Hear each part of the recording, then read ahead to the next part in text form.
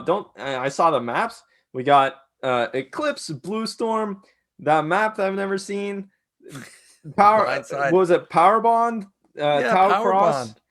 and Polypoid and Shakuras. Dude, don't talk to me like I wasn't paying attention. I was kind of from the corner of my eye looking at the screen sometimes. Well, with Power Bond in the map pool, I'm definitely gonna attempt to make it in. Power Bond. I Yeah. love that map, man. That's such a good map for Terran. Now Yeah. Tau Cross, on the other hand, I don't know about that map. That's better put a depot in the back of your base to scout for that lurker drop that is gonna come every now and then. Yeah, that's a But yeah, boomer tip. okay. I know they don't play that on the ladder, but someone out there's Yeah. gonna display it in the BSL. So yeah, BSL 12. That's really hype. I'm so excited for it, and thank you again to Taryn Mallow for the new sponsorship and all you guys supporting the BSL. Again, without you guys, BSL 12 doesn't happen. So Yeah. thanks so much. And I did see that everybody that uh, does well in the leagues are going to get SCR merch. Now, actually, Mihai, the shirts that we got, I never wore them because I instantly wore the Bombastic Starleague sweatshirt we got. So I Yeah. actually opened it the other day, and I realized that on the back of the shirt it had my name. I So know, dude. potentially, you guys out there may get your name on the back of a BSL shirt. I'm That'd be like pretty at the sick. gym pumping iron. Got Bombastic Yeah, Starling on the but front, I have a Gypsy on feeling the back. I'm deadlifting the fuck. you're doing what? Woo! I'm deadlifting from the floor up to my hips, Yeah. as you should. Yes. Yes. And I'm be pretty like, sure "Who's when that guy?" I'm like, "Yep, that's uh, the big Gyp." I'm pretty sure when you go to the gym, you don't need the name on the back of your shirt. They know who you are just from looking at you from far away. Yeah, I mean, there's only one guy with this face and this hair. That is a fact. That is a fact. Right. Well, our finals are going to be coming up pretty soon. We're going to see Bonyth versus Terror. We already had sick matches with Oyaji and Avilov, so looking forward to see them play next season. They put on quite a show in our earlier series, but now we've got a TVP on our hands. Do you think that Terror can do it, or is this another win for Bonyth? Ah, Give me your real opinion. The Spanish casters are not here. You don't have to say Terror just no, to but I appease mean, them. my real opinion is this: it would be sick if Terra won. I like Yeah. Terra. He puts in hard work. He's an extremely nice guy.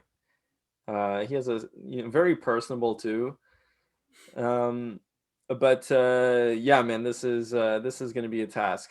This is gonna be a task for him to win, and I can see it happening because Terra does play a very unconventional timing attack style.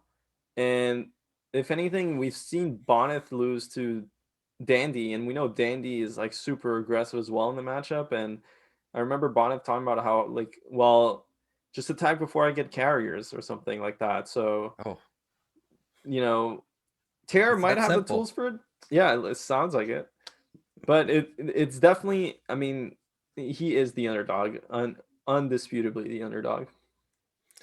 Yeah, and as I mentioned earlier in the broadcast, Bonneth has 100% win versus Terran.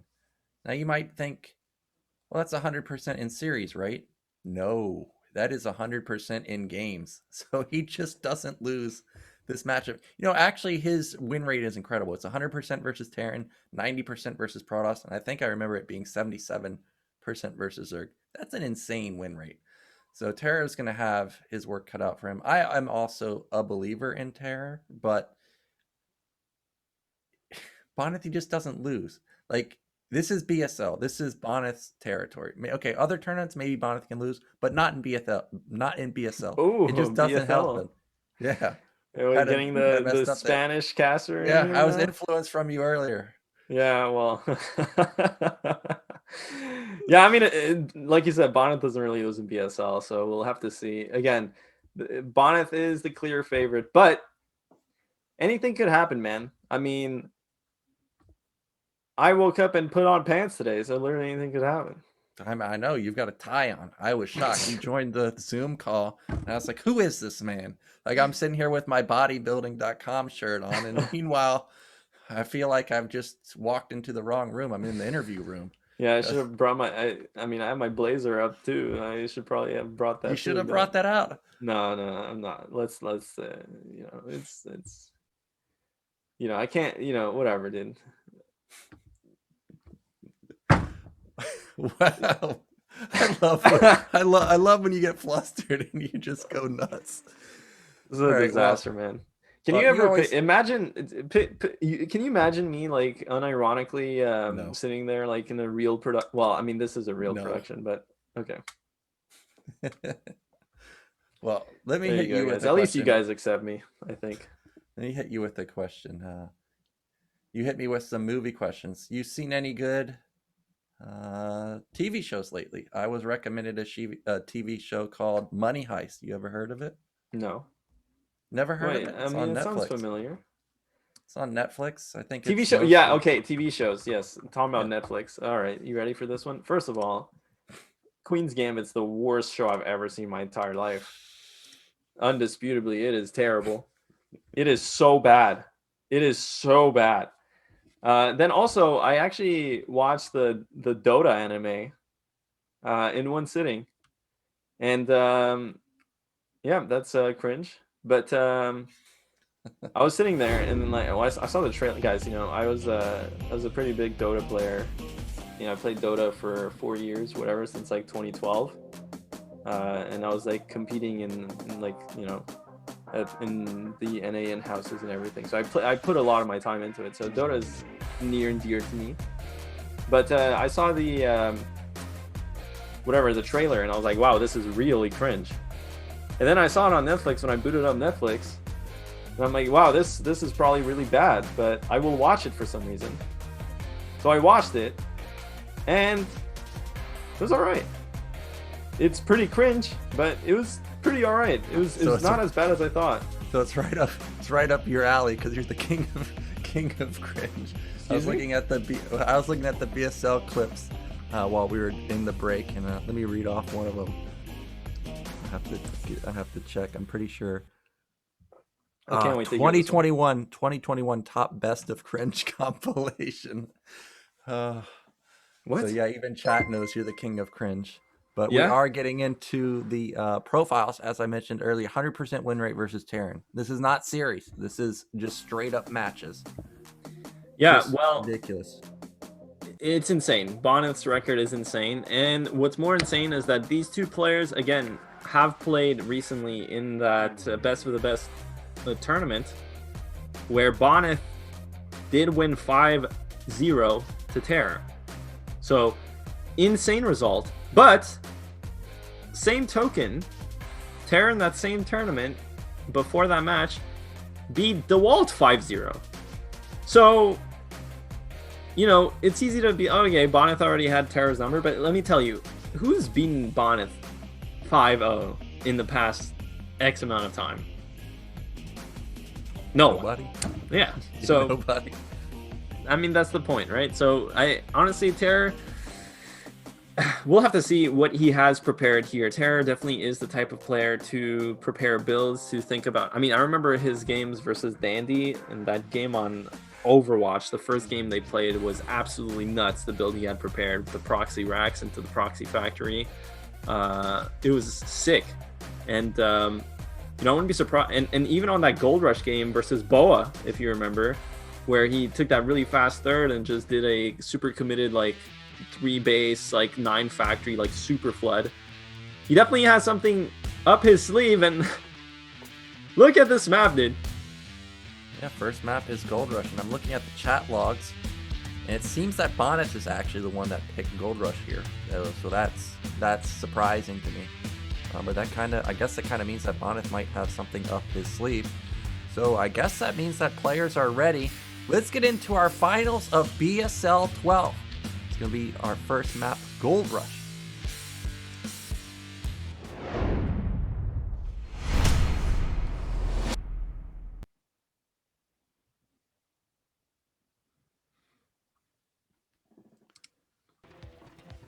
Okay, in the bottom right, in the blue, representing South America, it is Terror.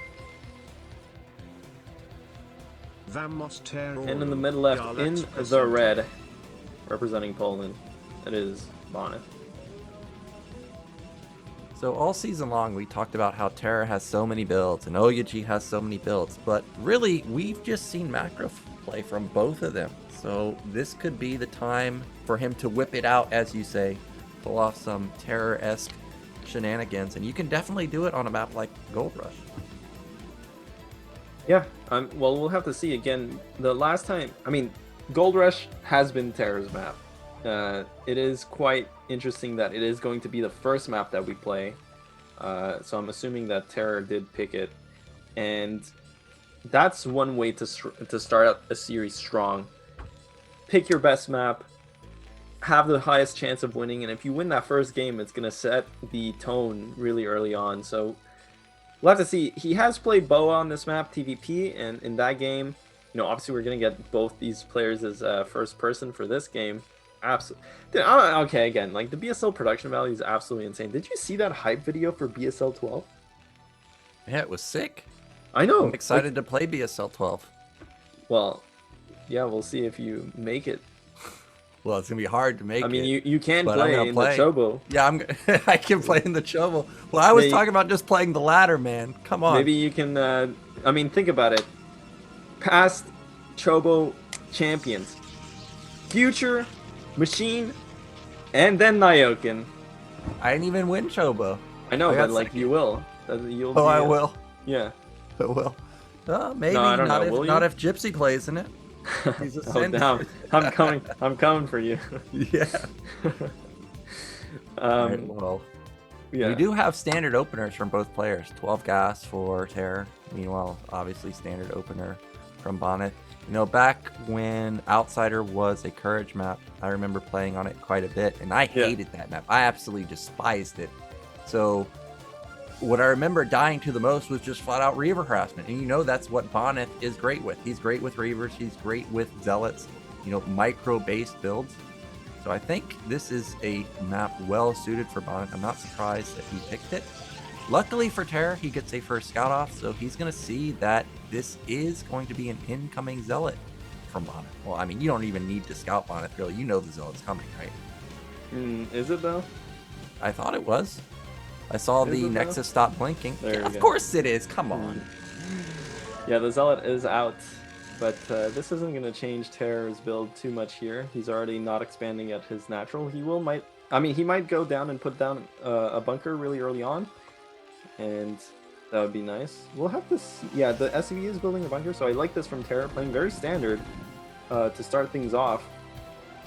So, you know, one thing that this type of map might be good for is some kind of drop play. So we'll have to see if maybe that's what the idea is behind going factory. But actually, he's not building the factory, so he's going to go into a command center. Yeah. I think like this is fantastic. I would really love if he's able to push the probe back, because since it's Terror, you know, this guy could have proxied a factory somewhere. Yeah. That Bonyth has to worry about that. He hasn't confirmed that this is a command center. I saw the Zealot poke down, but it didn't get in range of seeing the command center. BSL. I'm trying to see who that Death Fate. Oh, Death Fate. Yeah, Death Fate, Ollie Patrick tipping. Man, all the casters are tipping except me and you. Yeah. Oh, use a Ghostly League. Okay. Well, I'm tipping you with my heart. King of cringe. He strikes again. Well, the probe is still alive, and now he confirms that there is a factory just now started. Second factory going to go up, so this looks like we may see the standard 3 tank push. Now there is the Nexus. Now what's Bonyth's robo timing? I'm trying to get a look. Did he start it yet? Doesn't look like it because he's got so much gas banked up. Well, there you go. Robotics goes down off the 1 gate with 2 Dragoons here. So looks like this was, I mean, whatever. That was like a 23 Nexus or something. But, you know, this Robotics is going to be really early. And given what... I mean, okay, when you're Protoss and you scout this, you see double factory here. You know what push is going to come. And generally, even if you rush Reaver, then you have 5 Goons and a Reaver to defend against the 3 tank, 4 Marine, and Vulture, double factory Vulture push. And that can be really tough, unless your Reaver micro is on point. But you can see, obviously, they're not playing on turn rate 24 either. So I wonder, from watching this, if you're Bonyth, do you just think, okay, like, what would you prefer doing here, Nyoken? Do you want to go for that Reaver, or are you thinking about just getting that OBS and maybe going into triple gate? I think he has to go Reaver, and the reason for that is because with this in-between opener that Terra's gone for, this 3 tank attack is going to hit, I think, like 10 seconds faster than it normally does. So I think you're obligated to get out the Reaver ASAP. Also, this Robo was not a 4-minute Robo. It was something like a 4:15 Robo. So that's combined a 25-second differential. So I think you have to go fast Reaver here. Otherwise, you're risking just losing your natural. Looks like a Goon has slipped through the bottom side of the map.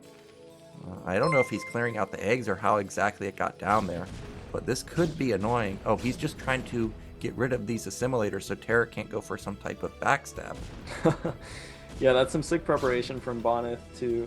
I mean, that Dragoon must have wailed a really long time on the eggs at the bottom there of his assimilators, because there's no way to get there otherwise, and I don't think it was the shuttle just finished. So this is going to be a Reaver. With that one Dragoon out of position, though, it looks like Bonyth is only going to have 4 Dragoons and a shuttle and Reaver.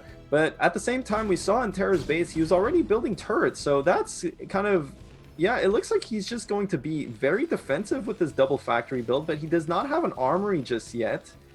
Does not have an academy. Now this is quite interesting. You know, you would expect Terran to move out, but he actually has siege mode now.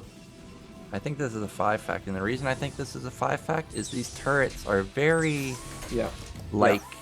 perimeter placed, except they're not on like the perimeter of their base. They're kind of like the perimeter to just keep you back from seeing the bottom right corner.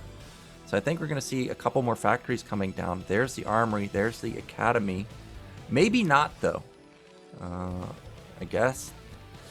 I don't know. He's building so many tanks that I feel like you're going to see a flood of factories and then just see a ton of vultures come out. But so far, not the case. He's got a lot of gases at his natural too, so it would make sense to see those 3 factories come down any moment now. Here comes that shuttle. As I mentioned, there's tanks and turrets already set up, so I don't think we're going to see any success. Oh, wow, that Reaver already took a big shot. Oh, that's a command center right there. Oh, I was going to say that is... I totally agree with you that it's going to be a 5 factory, but it looks like it's just going to be a command center instead, so interesting decision there. That Reaver is low. That Reaver is doing a lot of damage. Double Stargate. I was going to say, Nyoken, actually 5 factory against Bonyth is a really, really strong way to play, because you know that his go-to is carriers. And actually, I think if you're Terran, then you open with a very quick armory in this matchup and just go the 2 factory, you know, you get siege mode, couple tanks, couple Goliaths, then you use those Goliaths in conjunction with the scans to like kill OBS, and then behind that you add the 5 factory and you have a nice +1 timing with the 5 fact that completely demolishes any kind of 2-base carrier build. So I'm kind of surprised that he didn't commit with this 5 factory, and now taking that 3rd base, like, here's the problem with this base that Terra's about to take. And you know what it is? I'm sure you know, Nyoken. What is it? There's no gas. Yeah, there's no gas. What's weird to me is that, well, not weird. I'm surprised with what Bonyth ended up going for. Not just carriers, but he didn't really see anything, and he already had that Stargate completed. If Terra had just gone 5 fact without scanning, that's wasted 150 gas down the drain. Bonyth really doesn't know what's behind this. Okay, did he see the command center? So this could have been a timing, and it would have been right in his face. Now, I have to say, of all the maps to go for this, you know, more macro-based style, or to not go for a timing, I'm a bit surprised you don't do it on Gold Rush, because once you get critical mass carriers, carriers can fly over every single ledge. Like, they're instantly just in your main, then, oh, they're at your 3rd, oh, they're also at your 4th, and then they just fly, like, you know, half a screen and they're at your natural over that ledge. I feel like this is not the map where you want to try and play a macro game, so I'm a little bit surprised that Terra ended up going for this. And I mean, look at Bonyth. Look at his third base location. He killed that assimilator bottom left, and now he's taking that base too. So, with That's the carriers, yeah. I mean, that's a sick base to take. Though those eggs are cleared, maybe. You know what fits through that assimilator? Like a marine or something. That would be really funny. But vultures definitely don't. Tanks don't. So maybe a ghost. Maybe Terror will whip out the ghost here. Oh, see that Reaver just gets slapped down. Doesn't get even a shot off. That's you know, obviously pretty decent for Terror. But this is honestly, this is such a feels bad situation to be in as Terran, because without that third gas, it is, and especially given the tank count. Look, he has 4 factories. 4 factories, no Goliaths. Protoss is going to be able to get up to a bunch of carriers. It's so hard to contest this type of carrier play without a third gas. Yeah, now he sees the bad news that Protoss is taking a base on his side of the map, or on Terran's side of the map. It's bottom middle. And now what do? Now Protoss can just spam like cannons, you know, shield batteries here, just sit over this ledge forever. And if they ever need to defend, they can easily get up to the middle side of the map. First 2 carriers are going to try and harass this natural. Now, what you always have to pay close attention to is whether Protoss continues to build carriers, or is he going to go into gateways. For now, it looked like he was building a 3rd and 4th carrier, but we'll have to keep our eyes peeled, because you don't necessarily have to go carriers. If the Terran player builds 40 Goliaths, just build Zealots. He's making vultures now. Smash them. Dude, that's a lot of tanks, Nyokin, but I'll tell you what that's not a lot of. Not a lot of Goliaths. Not a lot of Goliaths, and we only have 4 factories. Yeah, he needs to put down some more factories. I But thought. how do you when you don't have a third gas? I thought he was going to go 2-1 and take mid-right. That's what I thought we were going to see, but it looks like he's going to try and go for a drop. But with carriers already out, you can't drop bottom middle. Yeah, and that drop, you know what it costs? It costs gas. Yeah, it costs gas, Nyokin. So I feel like you're in Bonyth. If you're in Bonyth's shoes, you know, what do you do as Protoss? Well, as Protoss, you sit here, you see that massive tank count. I mean, it's hard to identify sometimes. Okay, he has a lot of tanks. What does that mean? But you just know that Terran is on 2 gas. I think I know what the move is from Terror. Is he's going to just spam the hell out of turrets at his natural and go for a 2-1 attack. That keeps the carriers. It prevents the carriers from, you know, dealing damage in the natural. Sure, he might lose his mineral only, which is a mineral only. Or might lose his 3rd, which is a mineral only, but that's not a big deal if he just has an unkillable push. I think that's the goal. Now these vultures are annoying. It's gonna. Oh, actually, there's access into the main. I can't believe this. And there's no cannons. These vultures are doing so much more damage than you expect. The one cannon, I mean, it's nice to defend. It does defend the vultures eventually, but one cannon is not enough damage to kill the vultures off before they kill a significant amount of probes. So that was a nice drop. And the one thing that's not going really according to plan with Bonyth is that his economy isn't quite that good. His 3rd base, remember, was quite late. He did take it after going 2 Stargate and a bunch of gates. And at the same time, his probe count is quite low. So, and I mean, it was low to begin with, but now losing a bunch of probes to this vulture. Look, the Terror's microing his heart out there. Not just that, his macro is quite clean. You can see he's spending all his resources, but oh my god, so many more probes are going down. That cannon just does not range the vultures, and it looks like Bonyth just doesn't care. He's going to move around with these carriers. Is he going to try and go for a bust? I don't think he's trying to bust. I think he's just trying to buy time. Actually, this is getting very scary for Bonyth, because as you mentioned, there are a ton of tanks out. He doesn't need to build any more tanks. He just needs to spam Goliaths while taking a 4th base behind this. I think if Terror was to go right now, 2-1 kicks in, and he might end the game. Now, I don't know about this move, because all the drops going to bottom left, this is just going to be whatever he drops off is going to die. Okay, it's vultures, so not a big deal. It forces, I guess, the carriers to this side of the map, but you're losing a tank, which could be in your army. Yeah, I feel like tactically this is a bit of a missed opportunity for Bonyth. Like, why aren't the carriers just at this 6 o'clock and attacking the natural instead of the 3rd base? Like, this drop should not be doing this much damage, and it's really slowing down Bonyth's economy here. These vultures get inside, kill a bunch of probes still. Oh man, this is looking really dicey for the Protoss. Terra's maxed. I don't know if Bonyth can stop this. This is only 4 carriers right now, maybe 6. And what's the upgrades? Probably just +1 weapon. There's no Storm either. I saw that the Templar Archive just finished. So this Gateway army is really weak. We don't even know if he's been upgrading ground upgrades either. So he has +1. Okay. Unfortunately for Terror, he did not spam turrets like I thought he was going to do. But does this draw Bonyth back? Okay, there is a decent amount of turrets. Yeah, as I said, if you just spam turrets there, you can just fight the army easily. Does he even have speed? It looks like he does have speed on the Zealots. This looks untouchable. It's a maxed out Terran army. Oh man, he really needed more turrets set up. Yeah, and just now the 5th carrier joins in. I'm actually surprised we don't have 6 carriers yet for Bonyth. It looks like he probably cut a production round of carriers this game, which really is going to shoot him in the foot, because the one I mean, you know, Terra has a huge ground army, but it's not as many Goliaths as you would expect, to be completely honest with you. Again, the lack of that 3rd gas is real, but a base trade. I mean, Bonyth is totally out of position. He has to go for this base trade. Okay, Terra needs to kill this base and back off. Okay, that's exactly what he's doing. Needs to spam just mines everywhere.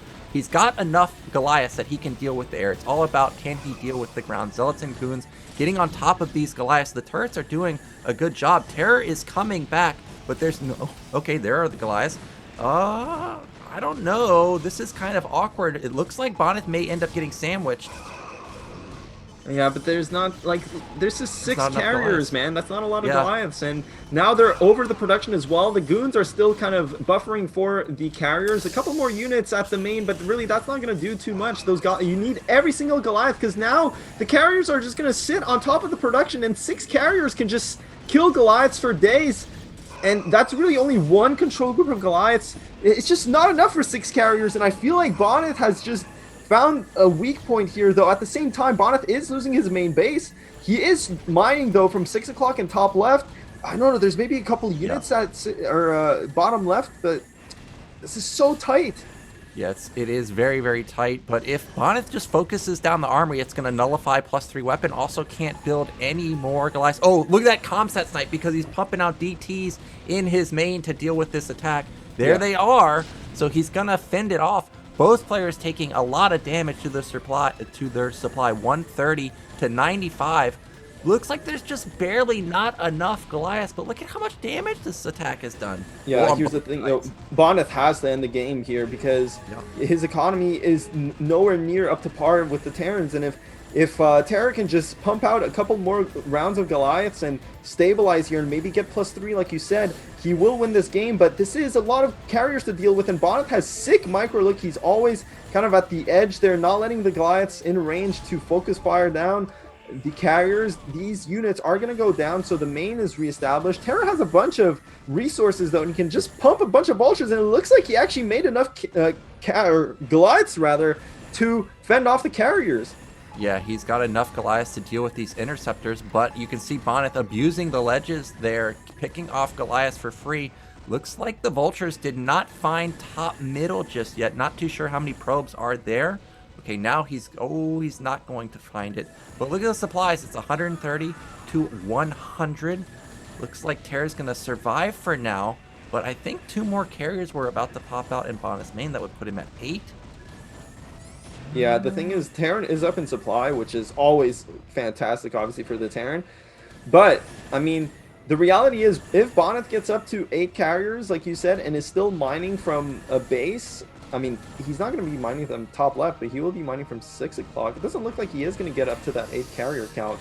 I mean, this is still doable for Protoss, but it's getting really, really dicey for him. And Terra just is so close to stabilizing.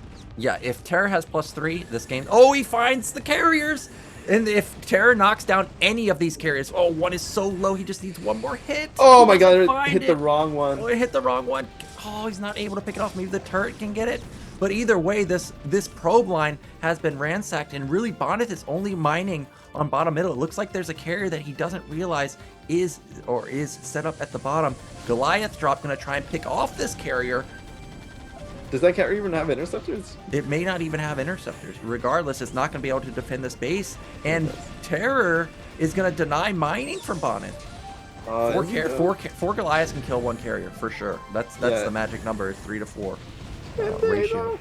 Well, they should have. Those Goliaths are really low because they did tank that cannon for a long time, so they are going to go down to the one carrier, and this carrier is going to defend, but Terror reinforcing.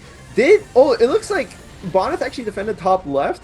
Oh, dude, Bonyth is just so close himself to stabilizing, to be honest with you, because he has so many carriers. If he can just not lose any of these Nexus, if he does not lose any of these carriers and keeps mining, he will be in an okay position. Yeah, but now Terra's going to lose some expensive units. There's going to be 2 tanks and 4 Goliaths that are going to be going down. This is why I really don't like to deal with a map like this, because those are expensive units, and he's not going to kill a single carrier. Sure, he killed a lot of probes. Yes, I realize that. But that is going to be a base up and running for Bonyth pretty soon. Meanwhile, Terra has snuck top middle, and that's crucial for him because he desperately needs the gas. And Bonyth has no observers, so these SCVs that are going to be transferred up there shouldn't be scouted at all. I don't know, man. This is Gold Rush, and that's a lot of carriers. Oh, why is there an ob there? Can somebody tell me why there's an ob at top middle? He just knows. Bonyth has no money. Look at that. Yeah, Bonyth has no money, but he is mining. So as long as you're mining a bit so that you can actually make interceptors. Yeah, but it's 140 to 85. I know, yeah, it's really bad, but we'll see. I mean, this is... He has +3. He's going to murder interceptors. But yeah, this is the problem with Gold Rush, is that the carriers can be in the center of the map, and then they can instantly be over a ledge. And those carriers are going to fly through the center of the map. If he can get to top middle, that's going to be a dead base. Like, the command center is just going to blow up in an instant. But Terra is basically max. Terra has a huge economy. He's just making so many Goliaths, and +3, like you said, is going to be huge. I mean, these Goliaths are going to be happy sitting here and just shooting the interceptors forever. Yeah, Bonyth has no money. So this is going to be Terror, I think, putting a blemish onto Bonyth's PVT record. This is going to be the first person to ever win a game versus Bonyth. 100% win rate down the drain. This is an unstoppable Goliath army. It's 130 to 180. It takes so long to rebuild these interceptors. Oh, they're getting massacred. Yeah, I mean, this is such a bad spot to be in. He doesn't have +3. 24 kills. Holy sh... Yeah. Actually, those Goliaths did get stopped. They did. I don't know. It's so close, Nyokin. I mean, this is so many carriers, but at the same time, like, Bonyth is just not really mining, and Terror is. So. But now these carriers are over the ledge and they're gonna get free kills onto these Goliaths. Those carriers, none of them have died. There are still 7 or so in that army.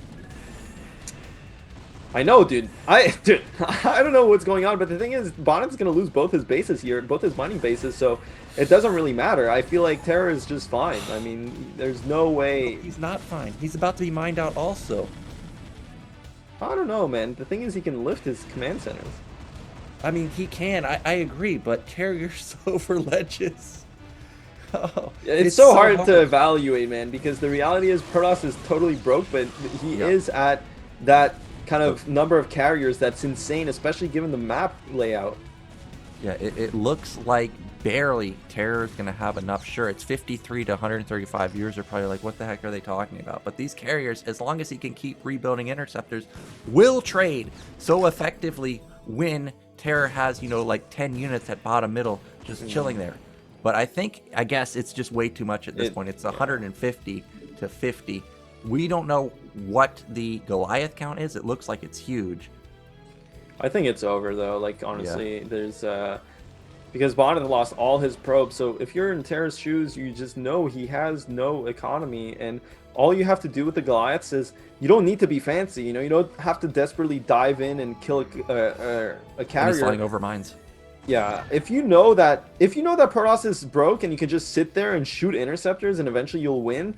Yeah, it's just so hard to lose from that spot. So we'll have to see here. I mean, 6 carriers or 7 carriers do slam this one control group of Goliaths if controlled properly, but yeah, it's too many Goliaths. Yeah. It's just way too many Goliaths. If in the open field too. In the open field. If Bonyth had any supporting cast and some I don't know though, man. It's crazy. He killed one carrier, and the thing is, when you're just not shooting down the interceptors, you're trading Goliaths for nothing. You're trading Goliaths for HP on the carriers, but I mean, obviously, you know, as long as the carrier's still alive, and now he's mining, so that was not like the best trade for Terror, honestly. But To me, I'm still looking at this game. It just looks really, really insurmountable for Protoss because his economy is down the drain. At least Terra has a bunch of SCVs, so at some point, command centers will be up and running again. And the thing is, Terra's still making units nonstop, whereas Bonyth is basically using just these carriers. So, yeah. Carriers are just absolutely ridiculous. And as you mentioned, those carriers that were microing back were picking off so many Goliaths. Here comes Bonyth again. Let's see if he can have some more sick micro. It's only 5 carriers this time. There's only 2 Goliaths at the bottom. Yeah, nicely done. He's going to just start shooting the interceptors now. Looks like there was a drop into the net. Oh, that was a Goliath drop. So he was trying to just carpet bomb that single or that alone carrier that was defending that Nexus. Once this Nexus is gone, that's it for Bonyth. He's basically not going to be mining anymore. He realizes that, so he's just going to go for the Hail Mary. Can he get through this Goliath army? It looks like the answer is going to be no. Yeah, I mean, maybe. I don't know. Carriers are nuts, but this is obviously a last-ditch effort. He knows how far behind he is economically. Again, carriers are just so incredible, but the thing is, this is all Terra has to do. He doesn't need to pounce on these carriers. He can just sit there and shoot the interceptors, and now you can see this is the problem with A-moving. Well, okay, the reinforcements, you don't see that every day. 1 carrier goes down. We're down to 4 carriers left here, and I mean, that's a lot of Goliaths reinforcing. It just doesn't matter, dude. Terra can just keep making Goliaths. And even if they trade 1 Goliath for 1 interceptor, that's a worth trade. Turrets are up and running now.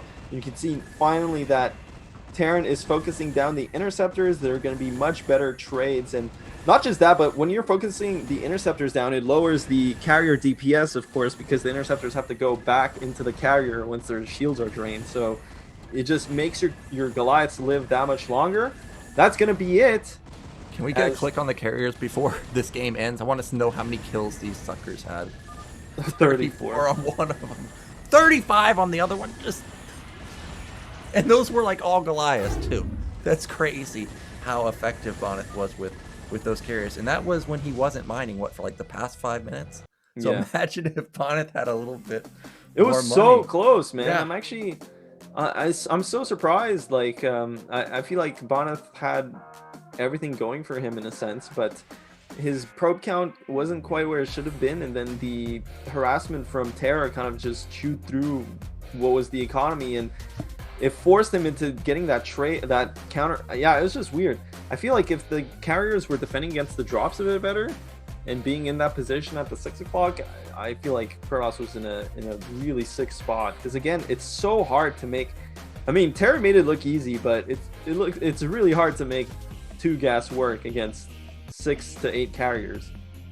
Yeah, I am shocked that Terra made that work. I was especially shocked that the drops did as much damage as they did, because I thought for sure you just plop some carriers there, even some cannons, and that's just going to be lights out. I would, if it was me, I wouldn't even think about dropping, because it feels like suicide. You're just going to be losing your tanks or Goliaths. Especially with the 100 gas on the dropship, when you that's an extra factory. And well, Gold Rush is Terra's map, so it looks like Nomad this season, it has not let him down. So it's fitting that he does take the first game, and I mean, this is exciting, Nyokin, man, because looks like we're starting to see Bonyth can bleed even in this matchup. Yeah, we were talking about how Terra lost 5-0 the other day. Well, we're already at a better score because he's put 1 on the board, and it's the first one. And Gold Rush was Bonyth's pick. So that's going to be a huge confidence booster for Terra. Our next map is going to be Sylphid, and I'm pretty sure I've looked at Sylphid's stats. This is definitely a Terran map. It's probably the strongest Terran versus Protoss map you can get. Now, that doesn't necessarily mean anything. You know, Bonyth kind of transcends those type of statistics, but you got to be feeling good now, especially if your Terra not only get a win on the board after losing 5-0, but now it's your pick. I would feel amazing. Yeah, we'll have to see. Sylphid, like you said, is just so good for Terran. And not just that, but the one thing about Sylphid is it's a very bad carrier map. It's you never see people go carrier on this map, and in part the reason is, first of all, the middle of the map is totally open. But the third gas is just so accessible for Terran. The fourth base is so accessible for Terran. Terran just has infinite money. And in those situations, carriers can't really grind out a win like they could in the game previously we saw in Gold Rush, where it was so close. So with that out of the way, and that's a big part of Bonyth's arsenal, he is going to I mean, he might go for carriers regardless, but I feel like he is going to have to bring something new to the table. Now, I know he likes his Reavers, and I've seen Bonyth play some insane, like, mass shuttle style, like 2, 3, 4 shuttles, and just YOLO, like, inside the base, but we'll see, man. This is looking pretty good for Terror. Yeah, this macro play with the heavy upgrades really does look strong, and I'm sitting here thinking about, okay, well, should Terra go for it again? I feel like he should, but what do you think about the fast 3-2 style that I know you experimented with, that like Light likes to play, where you just rush +3 ASAP, where you got like a 4-minute an armory? Like, sure, you're gonna be facing like 6 carriers instead of 4, but now you're gonna have +3, and we saw that Bonyth only had +1 weapon. Yeah, I agree. I mean, that is an extremely strong style in general against Bonyth, especially on a map like... So here's the thing about armory, like really quick armory builds, is that it's just so catch-all. Looks like the map is ready though, and it is going to be on Sylphid again, and it is going to be game 2 between these two titans. Best of 7, game 2, Terror versus Bonyth. Let's get into it.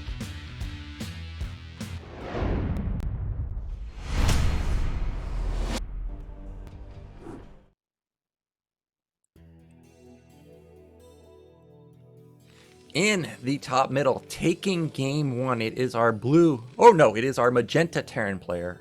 It is Terror. It is blue. And on the bottom right, the brown Protoss turned into red. It is Bonyth. But yeah, I mean, Armory first, man, is just... or really early Armory builds are really good, just in general. You know, they can be a bit iffy against mass expanding Protoss players, but against something like what Bonyth is doing, when you get the really quick upgrades, it's just so flexible. You can go for like a +1/5 factory, you can go for like a 3 base type of play where you're like 2-1 into 3-2, and that deals with carriers really well. I wouldn't be surprised if we saw this game. Yeah, I had been messing around with the very fast upgrades for a little bit, or just recently. I was wondering, well, if I rush these upgrades and just sit on my base sit in my 2 bases forever, basically, how will it fare just giving up bases to Protoss? And surprisingly, 3-2 just kills everything. I know that's a shocker to you. Crazy, like, right? Yeah, it's crazy. Like, I always feel bad taking a 3rd base, like when their 4th base is like going up, but with those heavy upgrades, you can do that, and just everything melts. So I would actually like to see Terra go for that style. Now we've got a bit of aggression going on, because Bonyth has a forward gate, and the question with this always is, how many zealots is it? And this might actually be a Nexus follow-up, because we've seen Terror consistently go for command center after the first couple Marines. I mean, we'll have to see here. I'm not too sure exactly what Terror is going to be doing. You can see he does not have his gas just yet. But yeah, okay, Terror is doing that 12 Scout 13 gas. That is so trendy these days.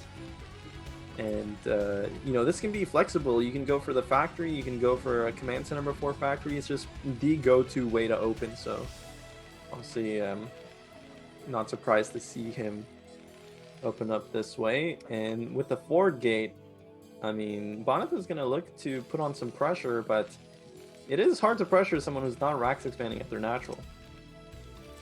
Yeah, this is a great sim city from Terror. He can also tuck that factory behind the racks and depot and make it near impossible for the probe and zealot to actually get a kill onto the SCV building the factory. Now look at this timing. Terror's evaluating whether he wants to expand or whether he wants to build the factory. Now that he sees that this is going to be aggressive play, you can expect to see him put onto gas. That's exactly what he's done. So factory's going to be coming down pretty soon. Typical factory timing around 2:35, so it's gonna be a little bit slower, maybe like a 2:50 factory. Yeah, this is a bit slow. Terror definitely. Terror was expecting to just go command center here before factory, so he wasn't mining with all 3 SCVs on the gas there. Which I think is a bit of a blunder because you don't want to delay that factory. That's huge. Yeah, but look at that Marine micro. He didn't take any damage on any of his Marines. Oh, he manages to escape death. And this Zealot micro only gets 1 Marine. Probe is not going to get a kill either, I don't think. Oh, of course he is. The Marine just runs into the barracks for no reason. Now behind this, Bonyth is teching. That should be a second Zealot moving out. So this is going to be annoying. Will it? Yeah, it's going to come in here and intercept this Marine and SCV.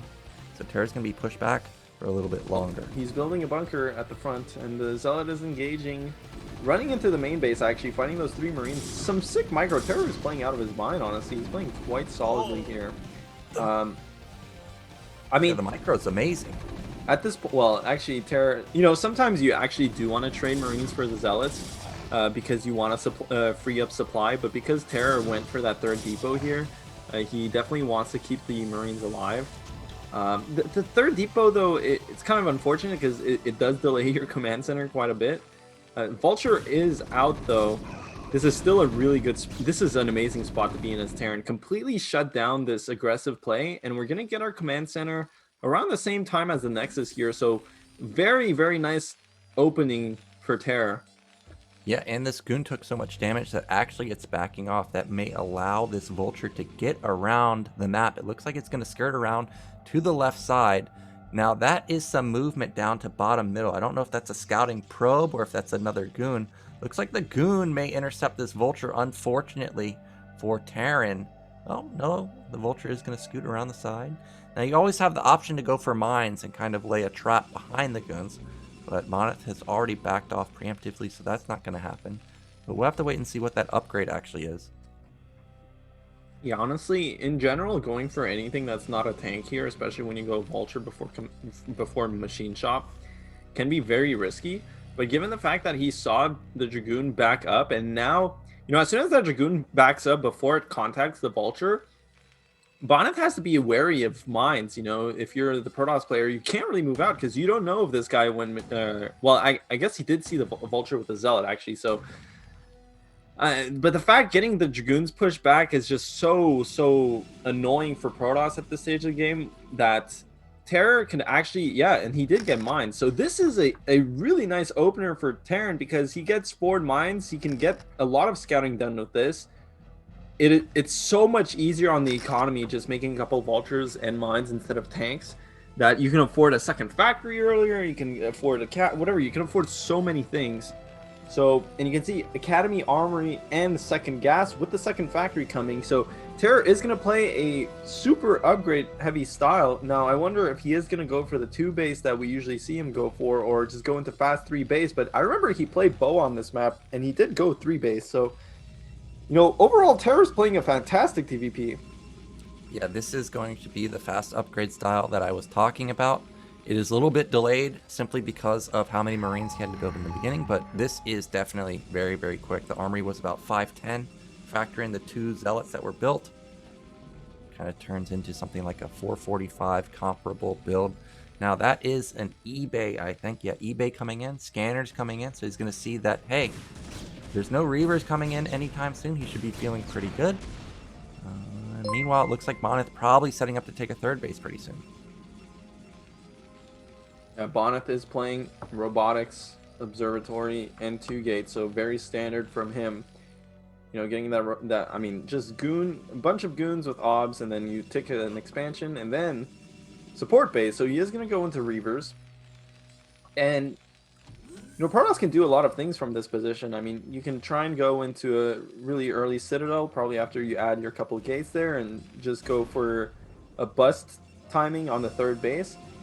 Or you could go up to 4 gate and get the Reavers, and then start taking the Citadel and getting your Stargate as well, and get into Arbiters. Now that is a really, really fast second gas from Protoss.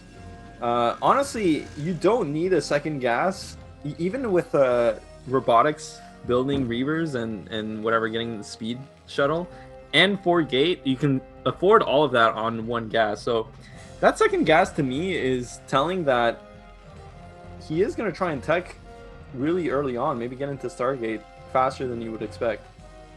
Yeah, this is going to be a tech follow-up. I think that the gas timing is okay because it was... I mean, if you look at the supply, Bonyth is at 70 supply. It's decently far into the game. Now, TerrOr, I did see put down a starport, but I don't see a command center anywhere. I don't see multiple factories going down. This is one of the weak points of this build is you do not have that many units. So he does need to put down more factories. Otherwise, if he moves out, he's risking just losing his entire army very quickly. So I would like to see him put down some more factories, but as I say that, look how gas starved he is. Is this a bust? There's no way this is a bust. I mean, I think, well, it he's is. just going to poke up here. But Terra's totally out of position. It doesn't really matter, though, because I can't see these units go past this stage anyway. Those tanks are just chilling. They're not really sieging just yet.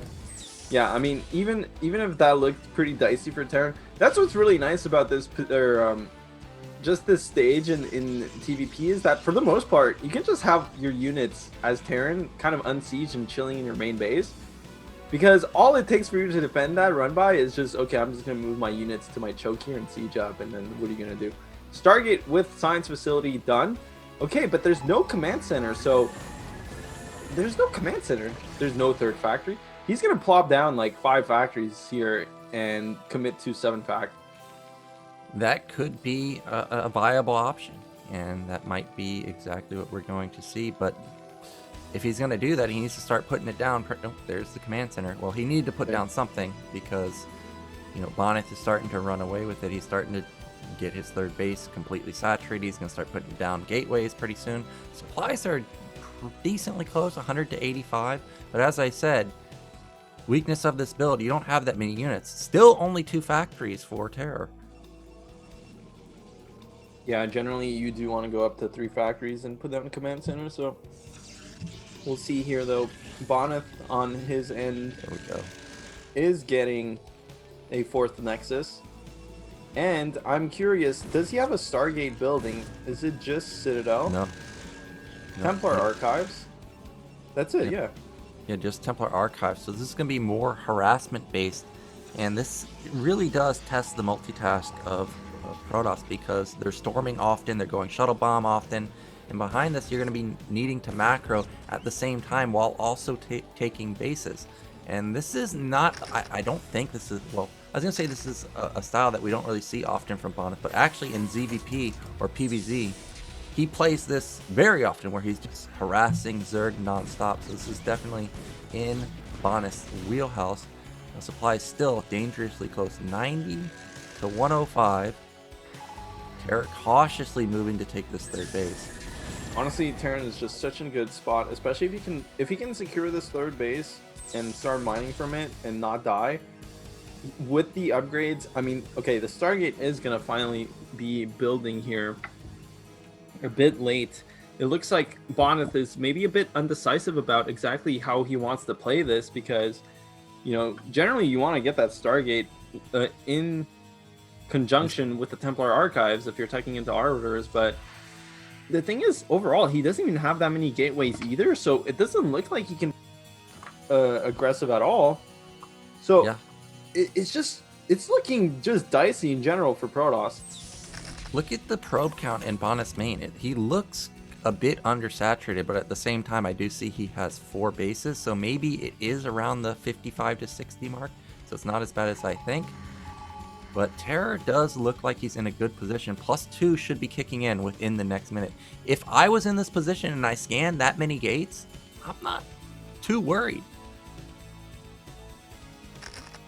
Yeah, +1 armor just kicked in, so +2 weapons coming pretty soon. This could be a way for Bonyth to get back into the game. He's going to go for a double drop in the main.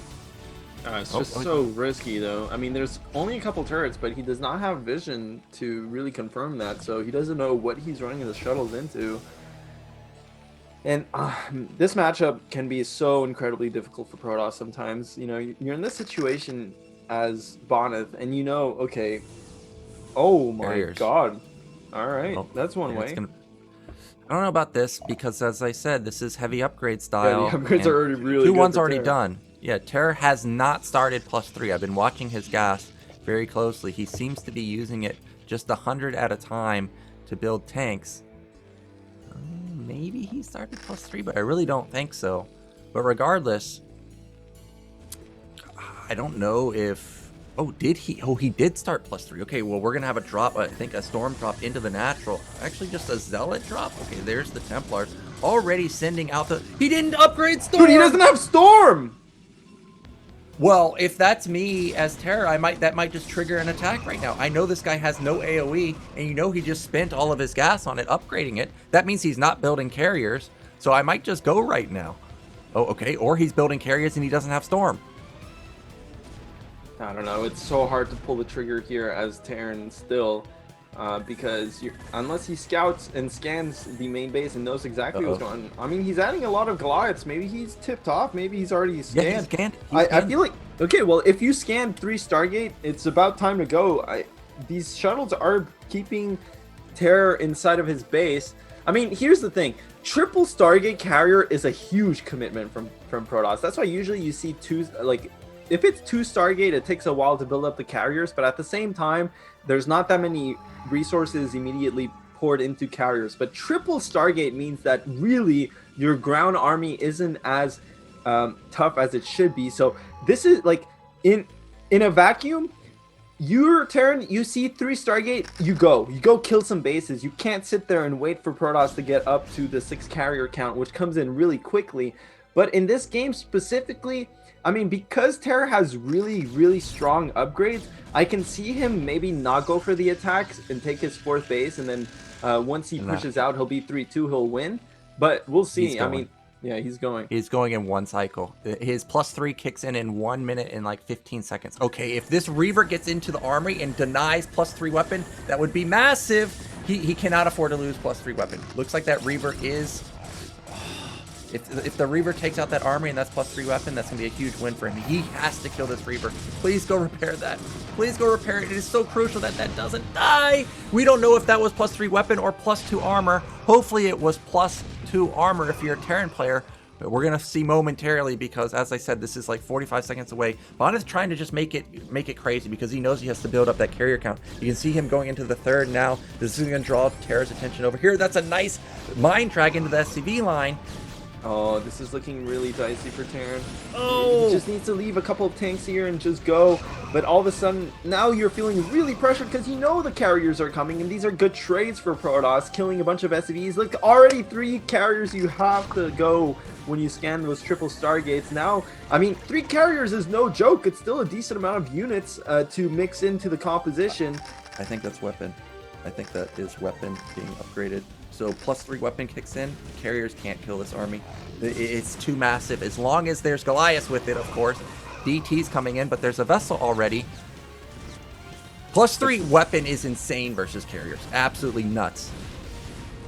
No, oh, it's armor! It's armor! Man. Either way, armor's still okay, Yeah. but +3 weapon would have been much better. But look at the Goliath count. It's lacking. Yeah, it's not the best here. Those Goliaths are railing into the interceptors, though, so definitely not looking too bad for Terror. If he can kill the natural base and then kill 6 o'clock, that would be good, but that's just not enough Goliaths. And not just that, more carriers are popping. It looks like he's up to 6 carriers at this point, a massive amount, and the Protoss army killed the 3rd base of DT. Terror. DTs are out. There's only 2 scanners to work with. Oh, I mean, look at the supply. It's kind of plummeting for Protoss, but we're back in a gold rush situation where there's 6 carriers out on the field with a lot of mining bases for Protoss, so he has no infinite interceptors. money. Yeah, but no interceptors right now. So the carriers have to back off for now. That's going to be a dead base. Also, bottom middle, I think, has been attacked by tanks this entire time. So that's been wiped out. So right now, Bonyth is back down to 1 base mining because his main is going to be mined out. Sure, he has mid left, but he has lost a ton of econ. Oh, he lost the carrier. And now these Goliaths are ramping up their damage. Also, Terror can start syncing up the rest of his Goliaths. Where are they, though? But all these tanks are moving to mid-left, and that's going to be another base dead. Dude.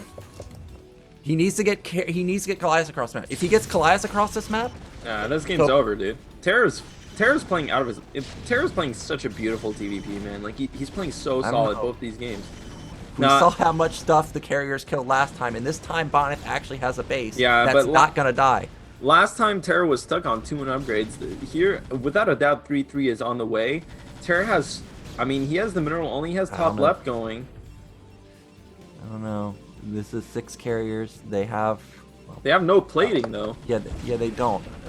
But he at least has a base mining, whereas last game he had no bases mining. Now he's starting to rebuild his natural. He kept some probes alive. I'm not sure if he transferred any. Yeah, he has a lot in his main, so then that's gonna be running pretty soon. He's got 7 carriers now. We know he has Storm.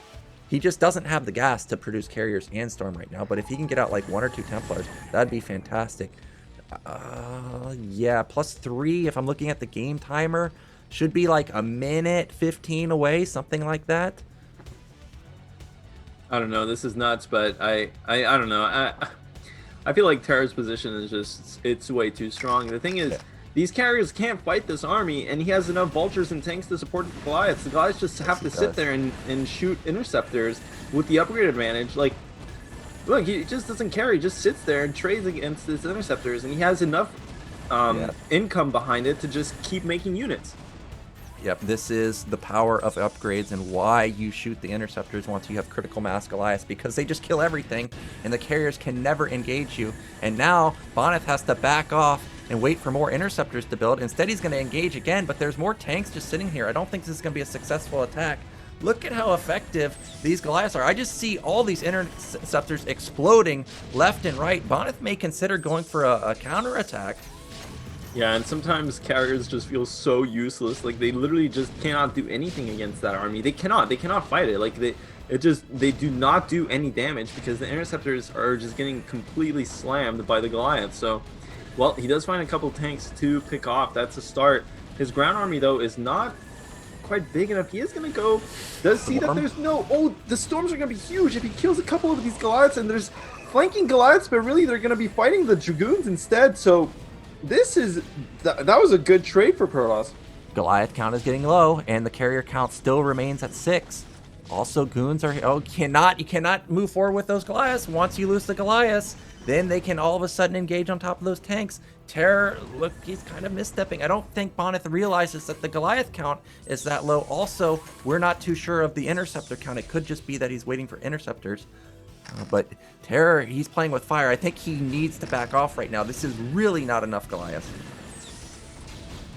Oh no, man! This is this was a misstep. Yeah, that was a huge mistake. That's the kind of move that as Terran you do that and you lose the game. Yeah, this is where you think back. Okay, why did I lose? No, well, this is the single move. That was it. Oh my god. Oh my gosh, Terror's not mining with all those SCVs at his natural. He has good saturation across his bases, but even just long distance mining this third base would be a good income for him. +3 weapons should be done now. It should be completed. But he lost so many tanks, and now there's still a decent amount of goons, there's a decent amount of storm, but there's no observer in that army. So if they walk through the middle, there is an observer. Man, it's just so hard now. I mean, the big thing is he had his tank, had everything reset. He only has 1 add-on, so he has 1 tank to cover for these Goliaths. They're going to do well against the carriers, but I mean, the ground army, okay, there's still enough Terran units here. You can see this is, I mean, the fact that it doesn't have +3. The fact that Terra can just defend against the Protoss army with, okay, +3 kicks in with just mass Goliath should be an indicator of just how significantly ahead he was for a while. But losing that army, I mean, it just hurts so much. We'll have to see if he can rebuild something here. He has to get on top of him. Storm has to be perfect, and that's a perfect one. But it looks like there's just way too many Goliaths. The supplies are close. It's 150 to 140. You can see at the bottom of the mini map. Bonyth is rebuilding his bases. His nat is up and running. He's taking the mineral only. Terror desperately needs more tanks in his comp. He's got so many Goliaths. They are heavily upgraded. They're going to murder the ground also. But he does. Oh, he may find some straggler carriers. Yeah, but oh man, I mean, this push from Terror is going to be, again, super significant. He does have 3-2, a bunch of units, only 3 tanks though, so honestly, if Bonyth's ground army increases in size, at this point, you know, if you're Bonyth, you actually don't want to make more. I wonder, actually, you could make more carriers, but I feel like just making ground units would You be need to best sell it. here. Well, Yeah. the problem for him is that ground army is what you want, but he doesn't have upgrades. I'm pretty sure his army or his ground army is like, it may even be +0. Oh, it's +2, so that's not bad. But yeah, he definitely needs ground here. Let's see, here comes the engagement. There are multiple storms in this army. I think there's 3 Templars here. That's so many Goliaths spread out, just completely shooting down any interceptor. The storms are on point, though. Do connect. Oh my god, these are juicy storms, and Terror is getting caught out of position. He has a couple tanks in the back, doesn't realize that he does not have tank support really with his Goliaths, and a lot of his Goliaths are actually really low from those storms, so maybe the supply is a bit misleading because these Goliaths could evaporate any second now. But, you know, looking at the map, Protoss and Terran are tied for bases. That is really good for Terran, especially because of the upgrade advantage here. So, you know, if Terror just builds up to that magical composition that just kills everything and anything Protoss could throw at it, that's all he needs. Well, as I say that, a couple more Goliaths and tanks coming in here, engaging on top of these interceptors. Look at these interceptors. I mean, they do kill one tank. Bonyth is moving so beautifully around the main army and forcing the repositioning. There's no tanks shooting the Dragoons, and Goliaths get kind of pulled out of position, and now the ground army comes in. That's a lot of Archons. They soak a lot of damage and dish out a lot of damage. There's no tanks to support these Goliaths. They're just getting completely annihilated. Yeah, they're just shooting the interceptors, which is great, but you're not killing any of the actual ground. And Bonyth is going to turn it around, and now that he's turned it around, there's nothing to defend Terror's main. And I think Bonyth is going to steal one away from Terror. Yeah, that's it. I mean, it's over. And it can happen so quickly, especially versus carriers as Terran. You need to always have all your units together at all times. You have to be so clean with your unit control, with your army movement. You can never, ever get fragmented, and that's what happened. And Terror goes down, and oh my god, I can't believe that Bonyth pulled that one back. Yeah, that is a heartbreaker if you're Terror. And he knows where it went wrong. It was the simple misstep attacking into high ground on bottom left, and that's what a lot of players do. Why did I lose TVP? It's hard to figure out the answer, but that is the main issue, is people just overextend. If he just leaves Bonyth that base, Bonyth is still only on one base versus, what did Terror have? He was going to have top right and top left, 2 bases. You're fine with that as Terror, as Terran, just back off. So unfortunately, Terror overstepped one time, and then he didn't have the add-ons like you said, so he could never rebuild the tank count. When I saw the vultures at the end, I thought he realized that Bonyth was going back into the ground, but it looks like he didn't realize that, and unfortunately, the interceptors, they all died, but the ground army reigned supreme. Yeah. I mean, it just sucks, you know. I've lost so many games like that. You have to, all the Terrans out there know exactly what that feels like. He was in a winning position without a doubt. I mean, he was so far ahead in every capacity, but you cannot mess up against carriers because it snowballs so quickly for the carriers. I mean, mostly because it's just easier to move around that one control group of carriers than it is to move around your units. But if you do it perfectly, those carriers cannot touch you, and we saw it. I mean, Bonyth struggled to find the perfect engagement.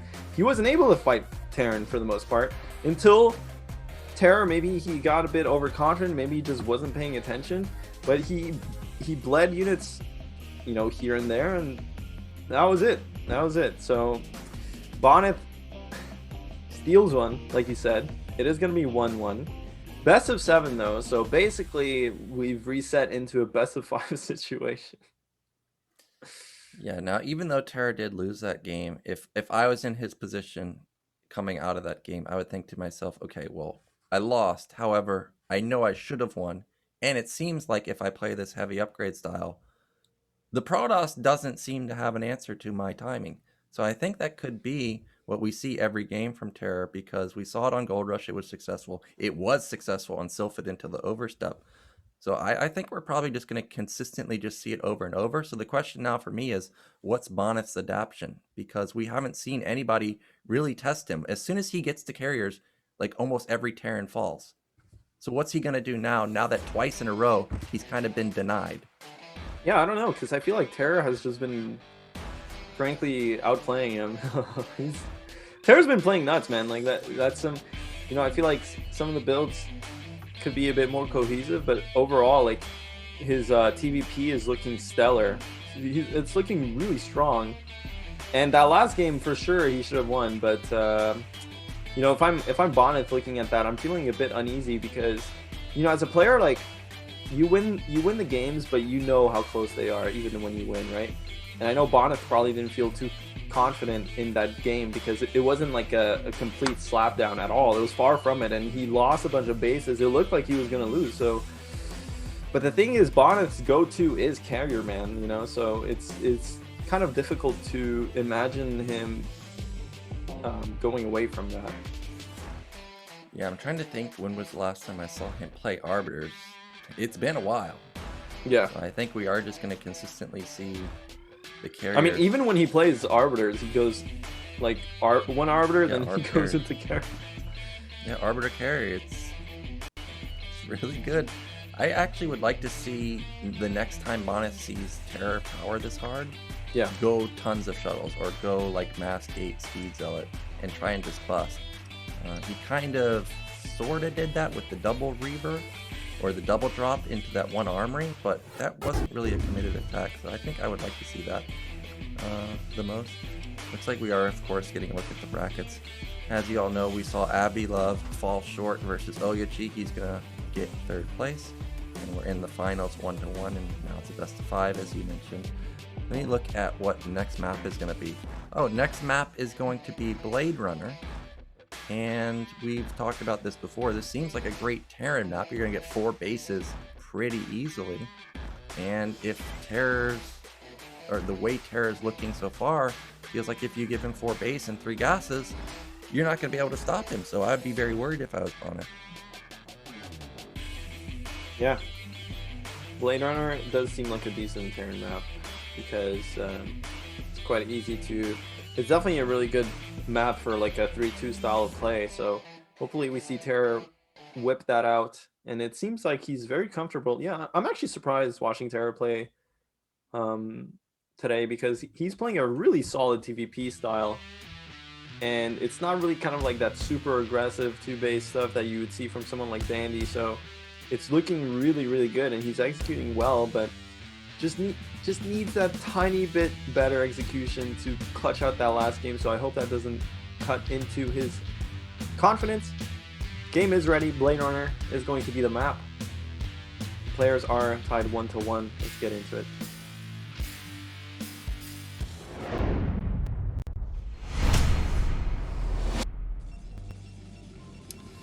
In the bottom right, in the red, stealing away a win, it is Bonyth. And in the bottom left, in the blue, I mean, it is Terror.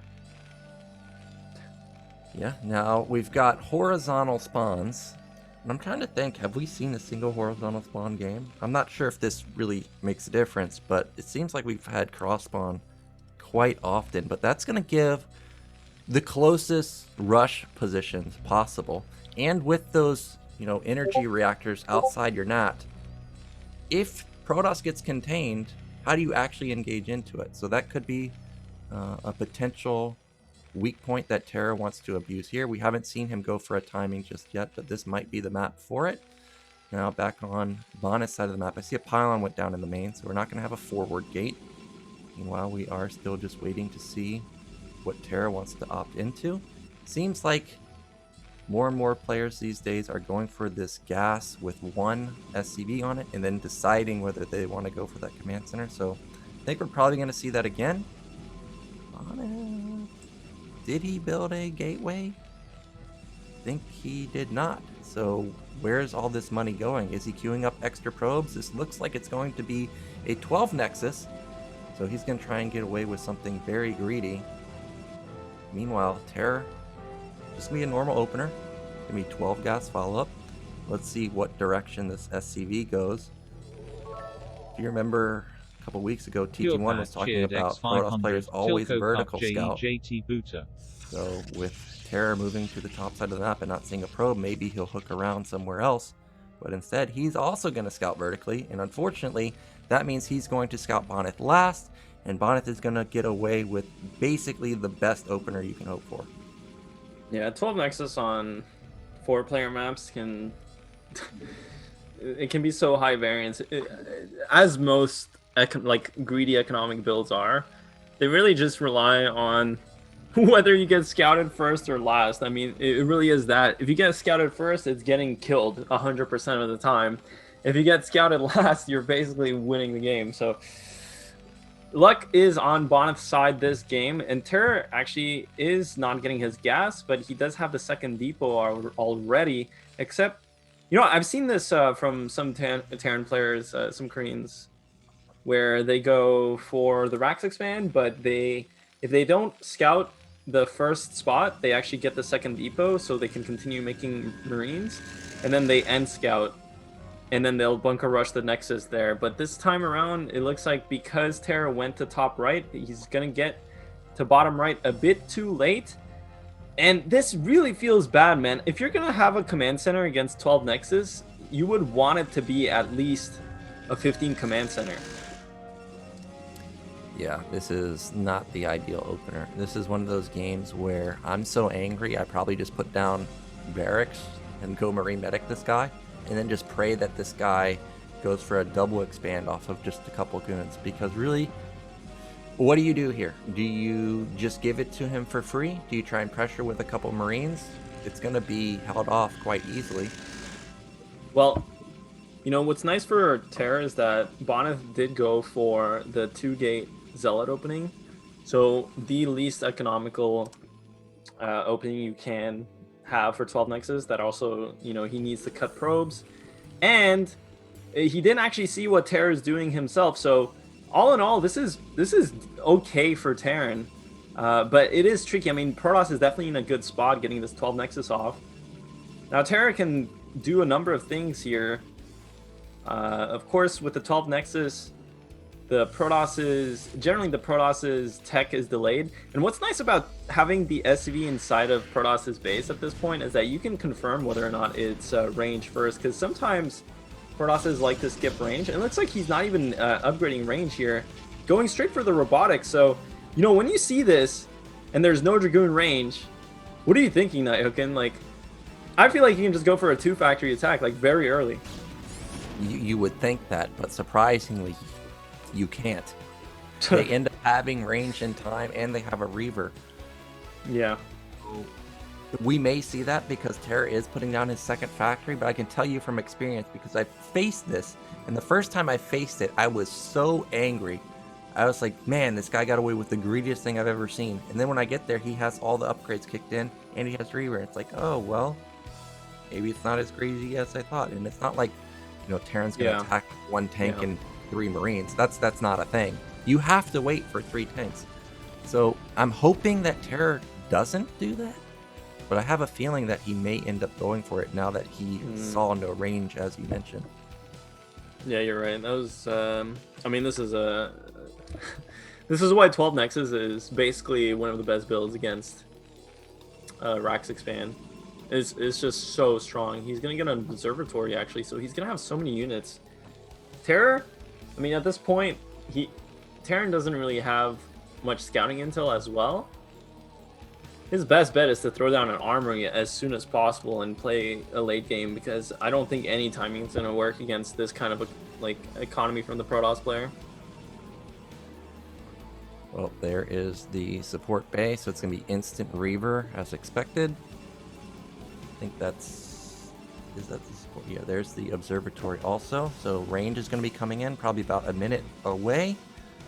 And if TerrOr is going to be going for a timing, he should be moving out within like the next 10 seconds or so. Oh, 4 factory. So this is interesting. He is going to put on a lot of pressure. As I mentioned, this is the map where they do have the reactors right outside the natural, so if you do get a contain off on the Protoss, it's going to be very punishing to get out, but at the same time, direct path to the main with the shuttle. So TerrOr's got to be careful to not overstep his bounds, and he does need to be prepared for a potential counter drop. Yeah, what's nice about the 4 factory is that because Goon range is so late, I mean, your bunker never needs repairing, so you actually have a lot of minerals to work with. So honestly, Terror would definitely have preferred to have a faster command center even for this, like 15 command center, because then you get up to the SCV count needed for the 4 factories like much earlier. You just have so much more economy. Has to build a turret though to be safe against DTs. This is nice though. This is kind of a go-to build for factory in the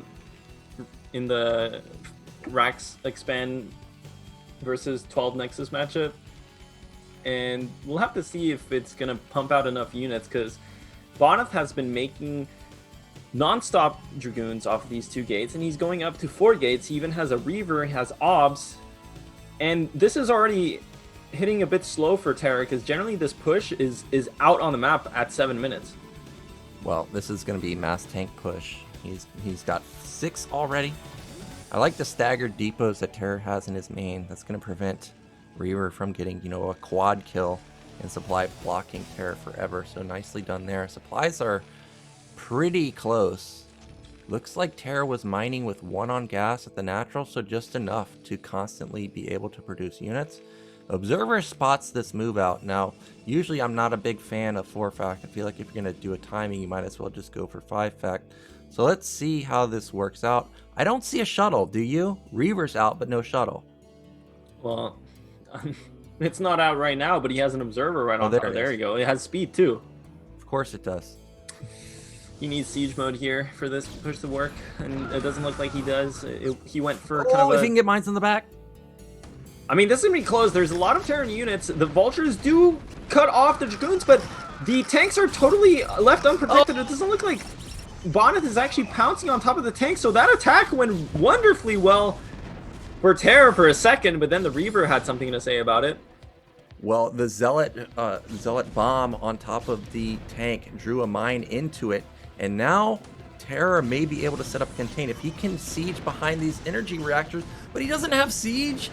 Oh my gosh, that's a huge hit. Reaver blanketing the 4 tanks, but somehow these tanks are just pushing through. I don't know. I feel like maybe Bonyth is playing with a couple nerves here. You saw how he loaded up the Reaver into the shuttle, and kind of the shuttle idled instead of dropping the Reaver down and shooting. Maybe he was afraid of having the tanks focus fire the Reaver, but an extra Reaver shot could have ended the push right there at DTs. He had no comsat, so this might just be game over. I'm trying to look in the main. It doesn't look like you have add-on on any of them. Yeah, no add-on. He's got he's got an eBay, and he's got turrets, but he doesn't have comsats at all. So once this first DT comes out, that will just shut down the attack completely. There it is. Goodbye, push. Oh my god, and the Reaver is inside the main? Or no, it's just DTs. 3 DTs. They can actually kill the comsat before it finishes too. This is looking disastrous for Terran at this point. It was so close too. If he had gone into a nice spot and sieged up and started building mass turrets and his comsats were online, maybe we could have seen something happen from Terror, but it's just, GG gets called, and it's just so difficult punishing that 12 Nexus.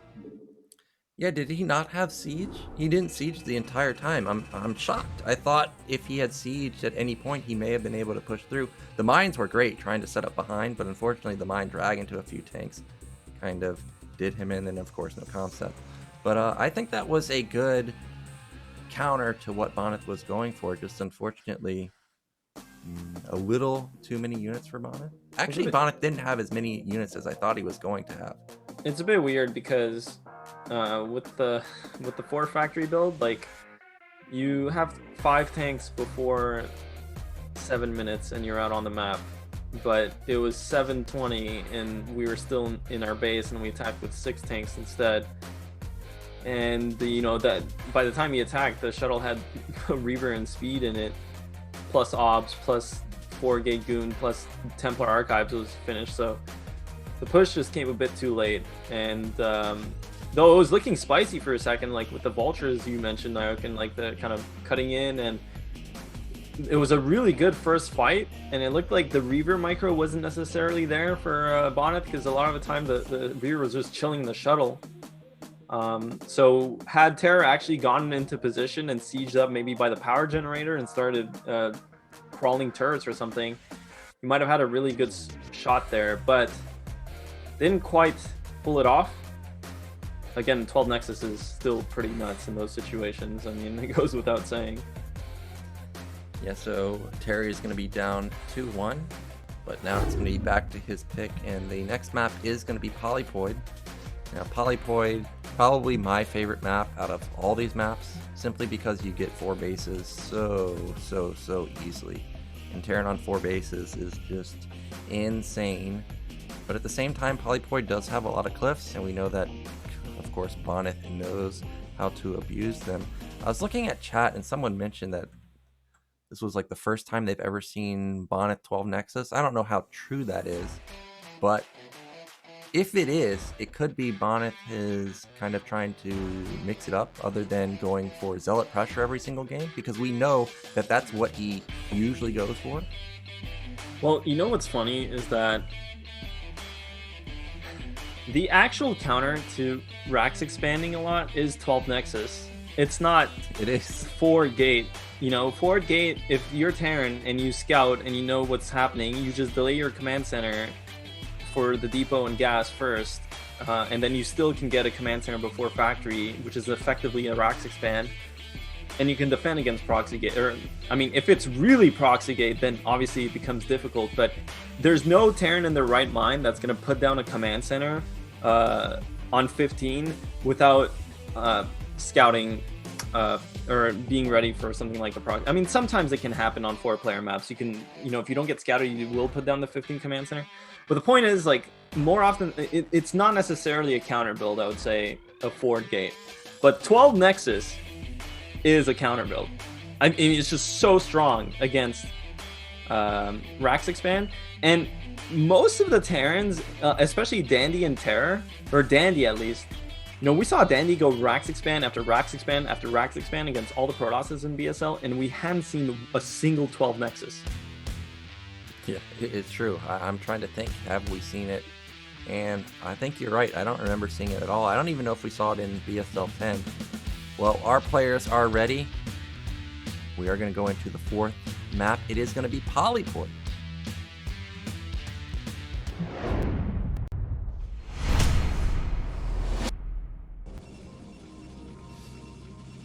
In the top right, in the red, our Protoss player Bonyth.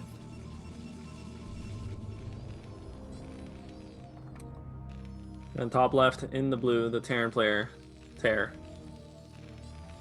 Well, I was talking last game about how we may see a timing attack simply because of those generators, but with these spawns especially, I think that a timing attack is kind of out of the question for Terror. Meanwhile, this could be a bust for Bonyth. He's going to have direct access into the natural. He does not have good spawns for shuttle harassment, though. He's going to have to go all the way to the bottom and hook around to the main if he wants to harass there. So I don't expect to see something like we saw on Sylphid, which was the double shuttle play, but I guess it is always an option. Now that is an in-base pylon again, so we may see another 12 Nexus. Yeah, it wouldn't be surprising, honestly, to see another 12 Nexus. I mean, this is the same type of map. And running back a build like that can be really strong. Well, both Terror and Dandy both play this same build where they mine with 1 on gas and then go for a Nexus. He's done it every game. If you're just going to keep doing the same build and my counter is 12 Nexus, I mean, I would just 12 Nexus every game. And then, well, even if Terror does play like a 12 gas straight factory build, 12 Nexus can beat that. So it's not even that bad. Yeah, I don't know about that. Actually, to be honest with you, I'll say this: last game was unfortunate for Terror, but Terror has been consistently opening with this 12 scout 13 gas, and he's gonna find him first. Is he gonna get the gas though? Well, when you scout, well, anyway, there's no 12 Nexus coming in. But with the gas, if you get a gas, you can kill any 12 Nexus build on close positions, especially if you end scout. So, to Bonyth's credit, like Terror has not been like last game was the only game where Terror really opened Rax expand in terms of just skipping the gas. This time around, this is going to be a feels bad moment. If Probe comes in, you have to get the gas now. And well, I mean, it's not that big of a deal, but you can still expand here just with the gas. So, and scouting Bonyth first means he can see whether or not there's a zealot coming out. So 100% this is going to be a command center coming down, and it doesn't look like Bonyth is going for a zealot. So it's going to be a clean expansion from Terra. Yep, he is going to go straight into range and put some big time pressure onto that bunker. A lot of the times in this particular opener, Protoss players will be able to get about 4 Dragoons onto the bunker before the tanks will come out. Now, because Terror has absolutely no map control at all, Bonyth doesn't necessarily have to go for a Nexus here. He could go for potential proxy robo right at the position he's at, or somewhere along mid-left. Even I faced that earlier today. A guy went proxy robo when I went for a fast command center. Yeah. Well, Is there's that no cybernetic range. He's spinning? actually... Yeah. No, he's just going to go for a Nexus. Well, this is interesting because he sees the probe move out, but once you get to this high-level play, just seeing a probe move out doesn't necessarily mean anything. This could be a hidden robo somewhere. This could be Citadel somewhere. Yeah. I know, I totally agree with you. It's unfortunate that Terra's not going to be able to see this. He sees... I'm pretty sure he was paying attention to the core not spinning for a really long time, but he does not necessarily... confirm the Nexus. Now, with the core not... here's the thing, though. With the core not spinning, generally, what that means is that Protoss has a tech building off of their first 2 pylons. So with the second pylon, there's a Citadel or Robotics coming. And Terror identified both pylons. And so even if he saw the core not spinning... there would not be a third pylon in the middle of the map, just given the fact that Terra went into the base early on. Now, all of this is really easy to say from our perspective, and from a player's perspective, unless you've specifically thought about this, it can be hard to piece together. But Terra should know that this is a Nexus, given the scouting that he had. But we'll see. So again, yeah, it looks like he's not getting an eBay, so... Yep, no eBay. He goes straight double factory. So Terror does recognize that this is going to be no shenanigans. Now behind this, Bonyth did go for standard robotics timing. Looks like it was about 4 minutes. Meanwhile, second gate going up. So he's going to have a lot of goons in case an incoming attack does come. Everything so far looks pretty similar to what we saw last game. So we may see 3 tanks. We may see 6 tanks. You were talking about how 7 minute being the 4-fact timing. We may end up seeing that again. That's going to be observatory, I imagine. Oh yeah, for sure. And here's the thing, you know, as Protoss, you have a couple of options. The thing is, when... So Protoss can choose to go 2 ways about it. One is to play very economically, where you get the Nexus out really fast, which is what Bonyth did here. And you do want to get... You kind of sit on your side of the map, just get observers and goons, and just expand. And as Terran, when you see the Protoss player not playing aggressively early on, which usually is indicated by how fast the Nexus is, if they skip Dragoons, then you can actually go for this 2 factory quite reliably, because there's no goons outside your base kind of holding you down, with maybe a second gate coming behind it. So I do like Terra's build choice here if he didn't go for siege, but it looks like, given what he has and given he's building a turret, I feel like that is going to be siege mode. This is going to be a factory flood. There's no armory anywhere. He took his nat gas relatively fast for his particular build order. So this is going to be heavy tank, heavy factories incoming. We also see the turrets already being positioned. Just needs another one at the bottom side of his base to prevent these. Oh, well, maybe not. That armory is a bit delayed. I still expect this to be more factories, though. I don't know. I think we saw this exact same build on Gold Rush. I think he's actually just going to expand. Yeah, he literally did the same thing. And I was looking at it, and you were like, this is going to be a 5 factory. I'm like, yeah, this is totally the build order for a 5 factory. And then instead it was a command center, so... Well, again, this observer is going to be denied. He's not going to be able to come in here. Oh, he splits the D! And so he sees that there is no factory flood behind this. So he's feeling pretty good. If the observer caught that the armory wasn't done, okay, he's not going to see that. But if he saw that, he would be feeling fantastic, knowing that 2-1 would be a long ways away. Meanwhile, third base going up for Bonyth. Scanner's just now completing for Terror.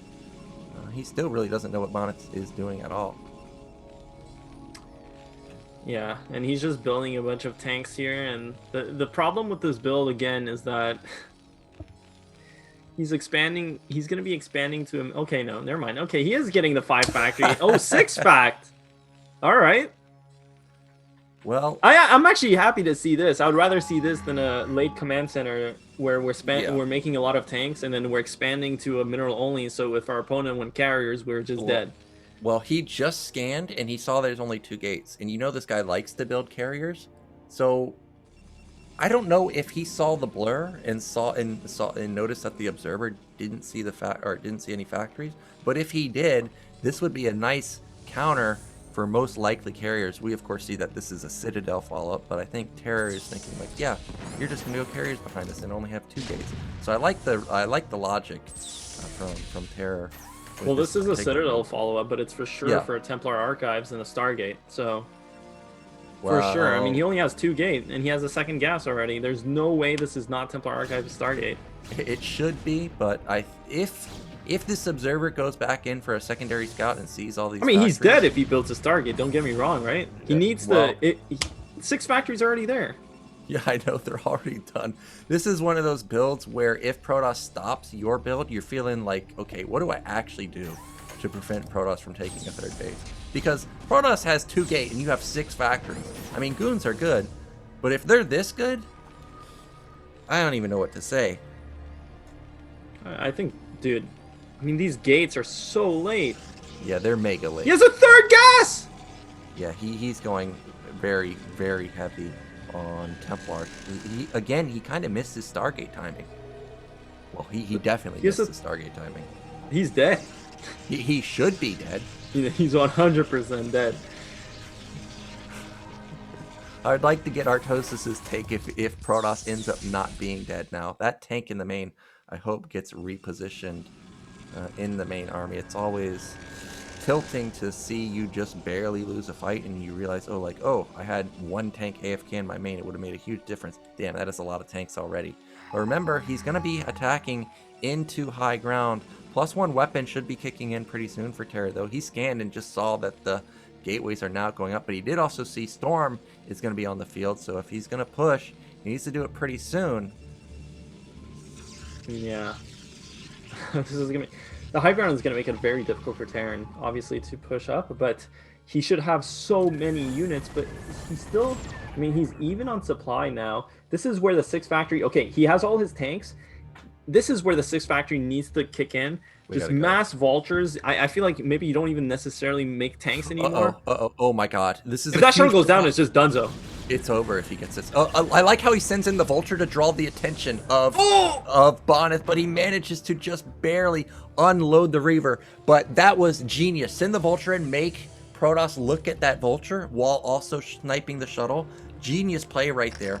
Some reason there's another shuttle out on the map, so he's going to be able to micro that Reaver a little bit more effectively. That is a lot of tanks.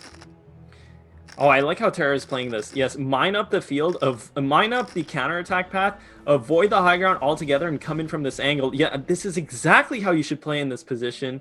Absolutely beautiful, beautifully maneuvered from Terra, and he's going to be able to clear that high ground so that his reinforcements will be able to just run through that high ground once he gets to the natural. So DT. 1 DT though, is that going to be enough? Does he have scans? Oh, did he miss it? Okay, he did scan the DT. But he only has limited amount of scans. Looks like we're gonna have a drop. All those units were those storms are amazing. Those storms are gonna be enough. I mean, that was on top of all the tanks. The thing is, it's still 6 factories, but the storms are just too good. And Terra's push was just too late, man. Like, it was just too late. Me, I thought it was impossible. It was impossible for the 6 fact to not work, but they got absolutely crushed. Oh man, it looked so good for Terror. And then of course Bonyth doing Bonyth things behind this. The Stargates are going up. Sure, Terror's gonna play, wow, triple Stargate again. Terror's gonna play it out, but he doesn't have Starport behind it. He doesn't have +2 coming anytime soon. That was his move. He was going for the timing, and now that's completely down the drain. I imagine he'll probably set up for a 1-1 timing now, but He wasn't able to make the initial attack work. There's going to be carriers next time. The Templar didn't die either. So I don't know really how he expects this next attack to work. Well, is he expanding? I don't know. I think that is a command center at his mineral only. Maybe he's going to try and camp the game out, but that just gives Bonyth time to build up that carrier count. Yeah. Well, I feel like I shouldn't even be casting anymore now. Clearly, I don't know what I'm talking about. Well, I mean, I agree with you. The push, you would think it should work, but they just We gotta go faster, man. It's like, yeah, you kind of like a have 6 to fact go. is a bit slower than a 5 fact, but I mean, it's still the same timing. You can't wait until like 11 minutes. You can push with 9 factory 1-1 off 3 base. You know, like, come on. Well, it is unfortunate that he did scan the lack of gateways and still waited for so many tanks. Yeah, I mean, as like- soon as your factory's finished and you know he's on 2 gate, you're just rallying vultures off of them and using the tanks that you have at your disposal. So, and after that push gets stopped like that, it's just over. There's nothing Terran can do. Like, look at supply. It's crazy. yeah, Stormdrop comes in and is the nail in the coffin now. But I mean, how are you gonna punish these triple Stargate? We saw what triple Stargate did in the Sylphid game, where Terran was ahead. I mean, imagine Terran being behind and having to deal with triple Stargate. You know, it's just, yeah. Well, of course that Zealot gets a kill onto the science facility building SCV. It's just one of those games where nothing is going right for Terran. Meanwhile, behind us, that is a lot of Zealots. And I like this move. Try and take bottom left. You got to do something crazy at this point, because if you play a normal game, you're not going to win. Even if he just mines the gas there, that's going to be worth for him, because he's going to need to pump out tons and tons of glass, heavy upgrades, obviously. Science facility just now finished. I don't think he has double armory anywhere. Smartly, Bonyth realizes, like, hey, I can't lose this game, so I'm just going to send units across the map, make sure you're not hiding anything. Looks like Vulture's going to intercept these. So I'm not going to get a glimpse on bottom left, but I'm sure that Zealot will find it. Yeah, well, we are waiting here for the carriers, the blimps to arrive. What kind of ad do you think is flying on the carriers, like as blimps? Liberate Ire now, as the it's just written all over them. Liberate Ire now, and then the interceptors fly out and just slam. Oh, you know what I got asked in my chat the other day? Have I ever played the campaign? Did you ever play campaign? Yeah, obviously. I've never played campaign. As soon as I got Brood War, I instantly went bad on it and never looked back. Oh, okay. Yeah, Zero says he also did that. Well, you guys are missing out. It's an amazing campaign.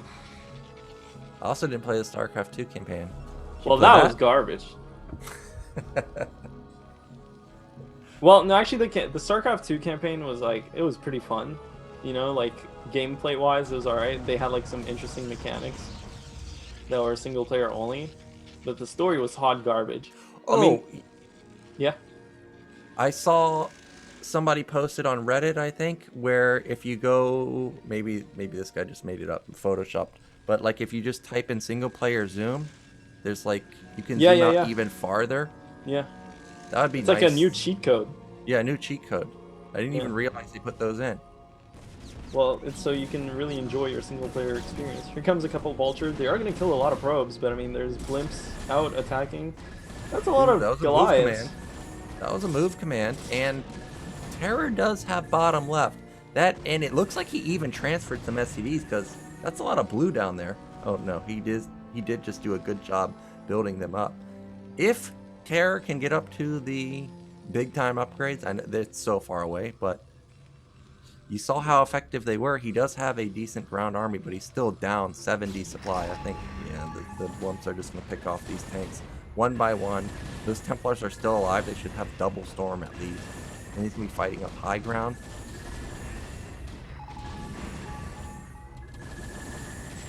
It would be so sick if, like, Carriers had like their version of Yamato, but with the blue laser blasting, and it's like that from that clip, Exodia obliterate him. You know, I'm firing my laser.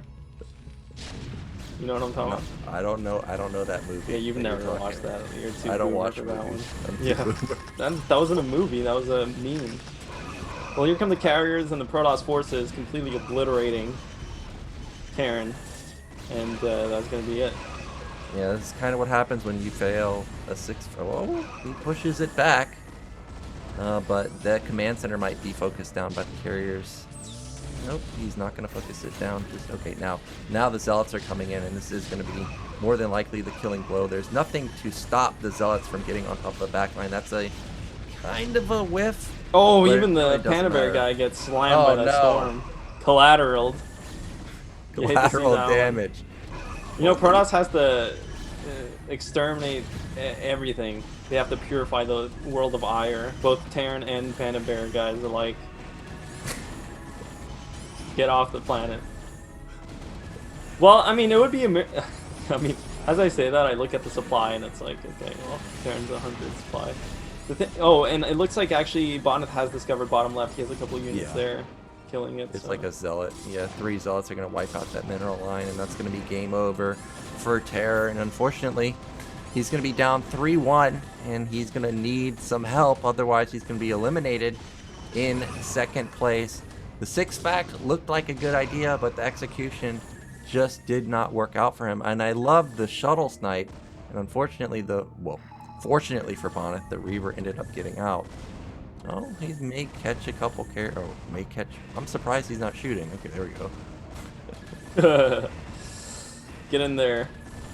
Well, he's gonna snipe one. Oh no, he sniped one carrier, but yeah. Moral victory. You gotta take them where you can, Dan. But look at that. Terran buildings burning. Now the next map is going to be what's going to be the next map? Looks like Overwatch. Oh my god. That's not the map you want. No. As a game, as a series deciding map. That's especially Bonyth has went carriers every single game. Well, I go carriers every single game too. Would you blame him? It's the most powerful unit that they have. Yeah, maybe Oya should have won carriers to counter the Zerglings. I go carriers versus Zerglings too. Carrier, Cannon, Templar, Arbiter. That's my go-to.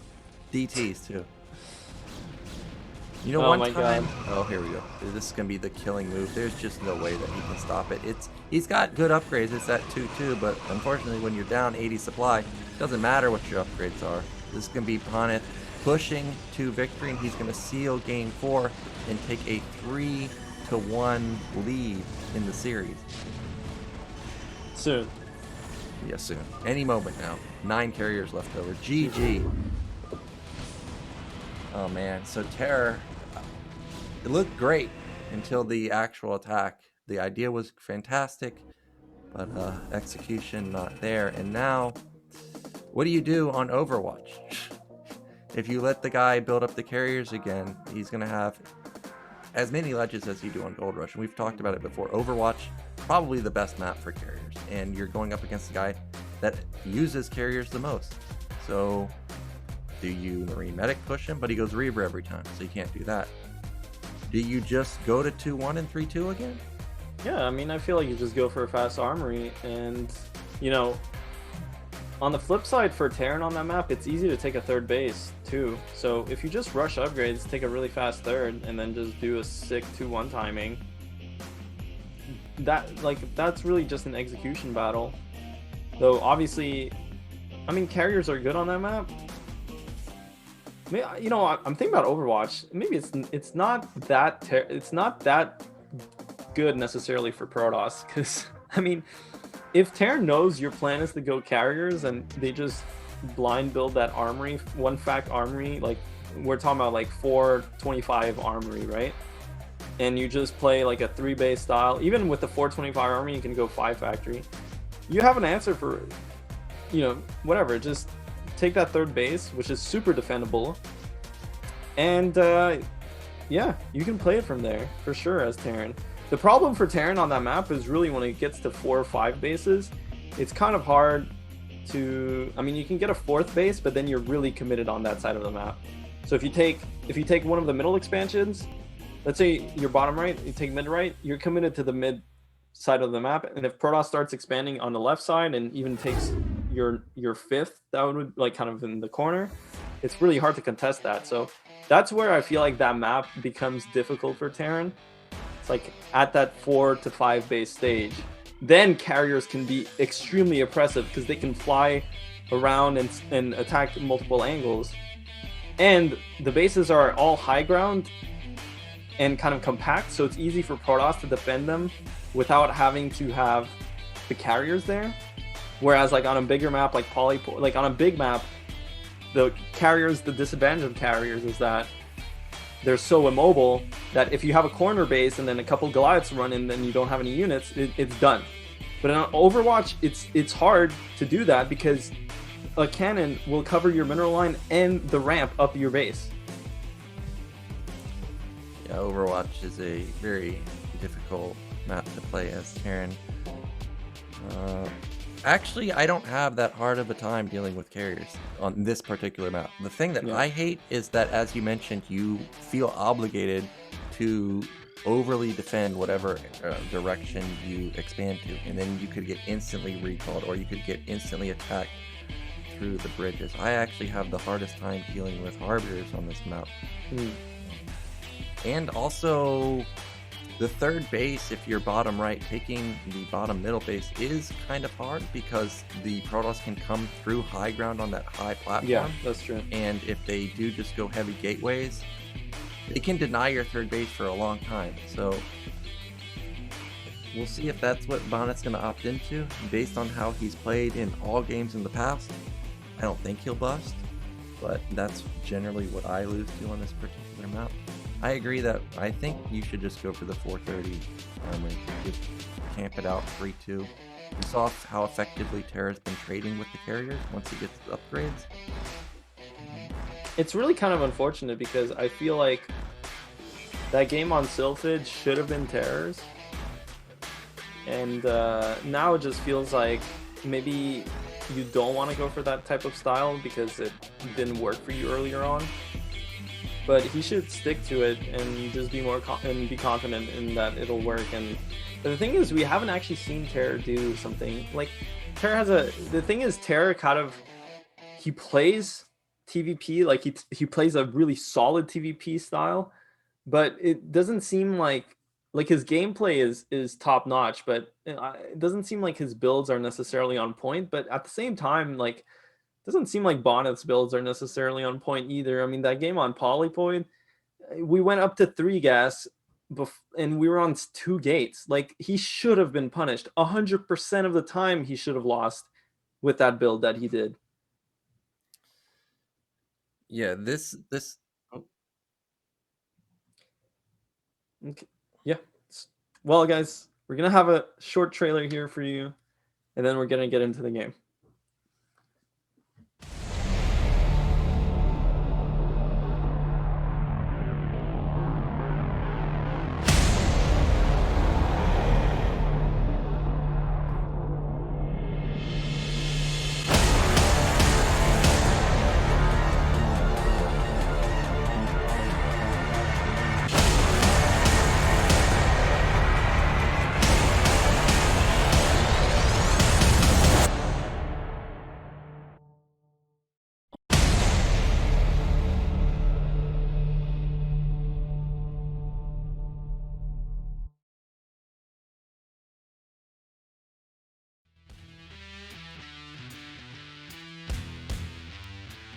as our final map. I think the players are ready, so let's see whether Bonyth can take his 4th BSL in a row or whether Terra can start staging a comeback.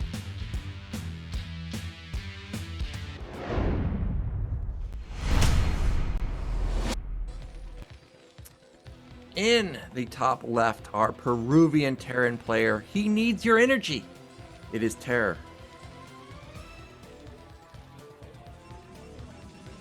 And in the bottom right, Polish legend, it is Bonyth. And the red Protoss.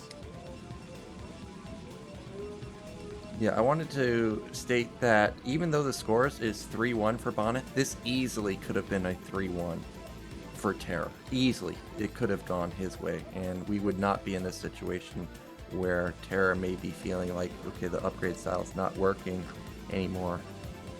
And then he would have definitely been more comfortable, and I think for sure he would go for the upgrade style. So we'll see what he wants to opt for with his life on the line.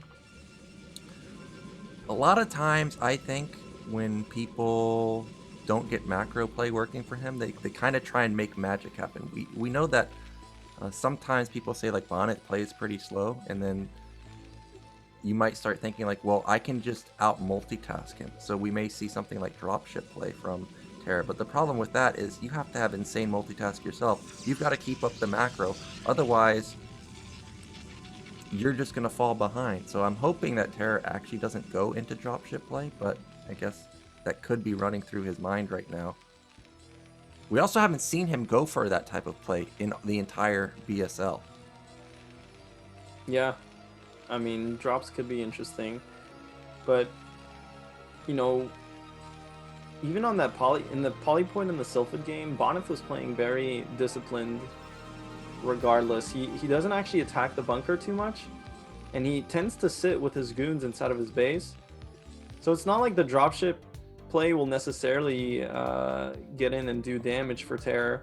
Now, drops in general, like, it's a really strong style, but it's just that's what it is. It's a style. It's a stylistic choice.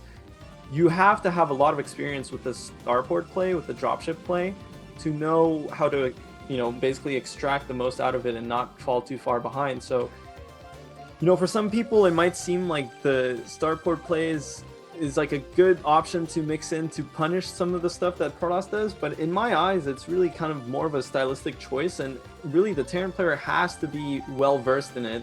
He has to play it often to be good at it. So that's why I'm not too surprised that we don't see Terra using these starport builds at all, really. I've never seen him really play with it. I mean, obviously, once you get to a starport to get the science facility and get armories, then yeah, you've seen Terror build a couple dropships here and there, but that's totally different from going one fact, one port, whether it's from the factory expand or from the racks expand. So you're right, Naokin, it could be good for him to whip it out here if he's been practicing it, but so far it looks like he's just going to put down a command center and do a racks expand.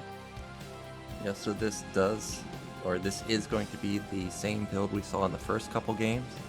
It'll be command center followed up with factory opener. First goon's going to come out. He's going to chase the SCV around, and this is a win for Terror, because if he can skip building the bunker as long as possible, that's amazing. You can all of a sudden, if this was a 12 factory, you can sometimes just build a depot even before a vulture or a tank. In response, we do see Bonyth putting down what was a 21 Nexus, so this is a pretty greedy opener from him. See ya, SCV.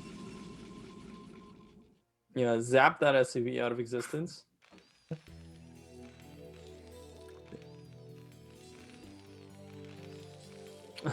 Yeah. Oh, by the way, guys, so BSL12, you can already play in the ladder. So you can definitely go and make your BSL12 accounts right away and get into playing some ladder. That's going to be exciting. Of all skill levels, you can play in the ladder, right? Like, it's not just the pro players. There's 4 leagues for different tiers of skills, and everyone's going to find playing in these types of leagues and tournaments is a great place to have dude, I'm like just here. smacking. It's a great place to have to find practice partners, among other things. Yeah, and don't be confused by the names, even though it's called Chobo and Hasu League. You will play good players. There are no Chobos in Chobo League. I can. Yeah, there's no confirm. Chobos in Chobo League. I mean, the Great Future and Machine won those leagues. They won those. It is a very difficult league.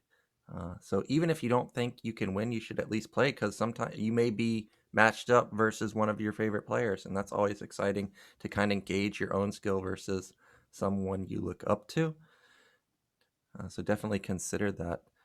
I'm trying to get a gauge on what Bonyth's build is. It looks like that's a second gate. Robo probably done, of course. Okay, now it is just finishing.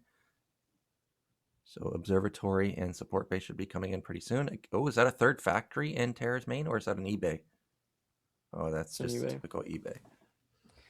I do like how Bonyth is playing, though. He hasn't played this style yet.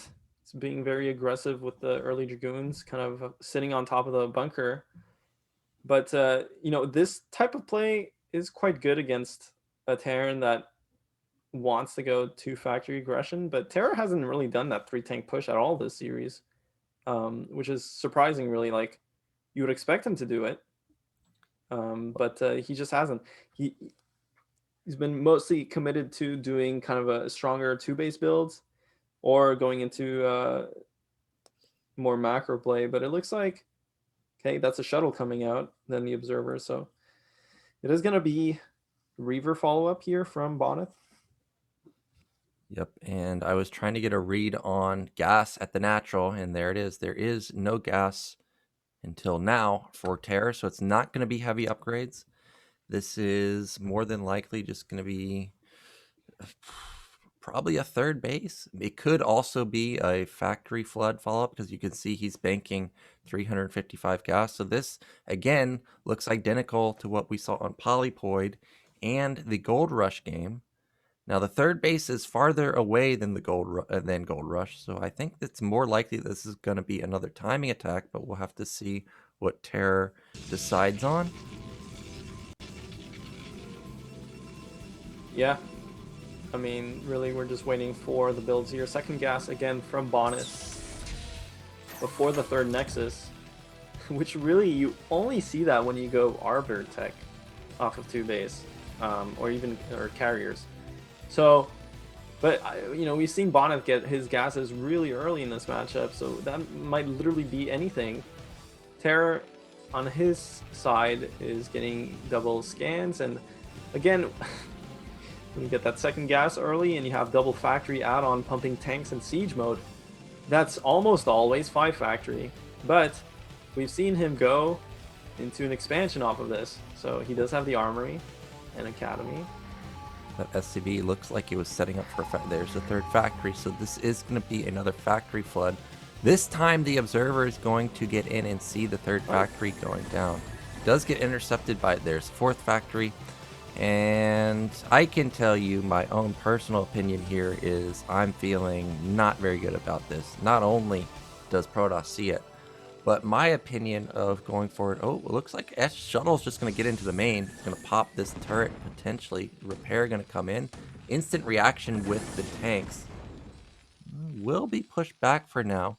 But still, this timing attack might be a little bit too slow. I really like to see factories go down around 630, but maybe this will be good enough. This is 4-fact.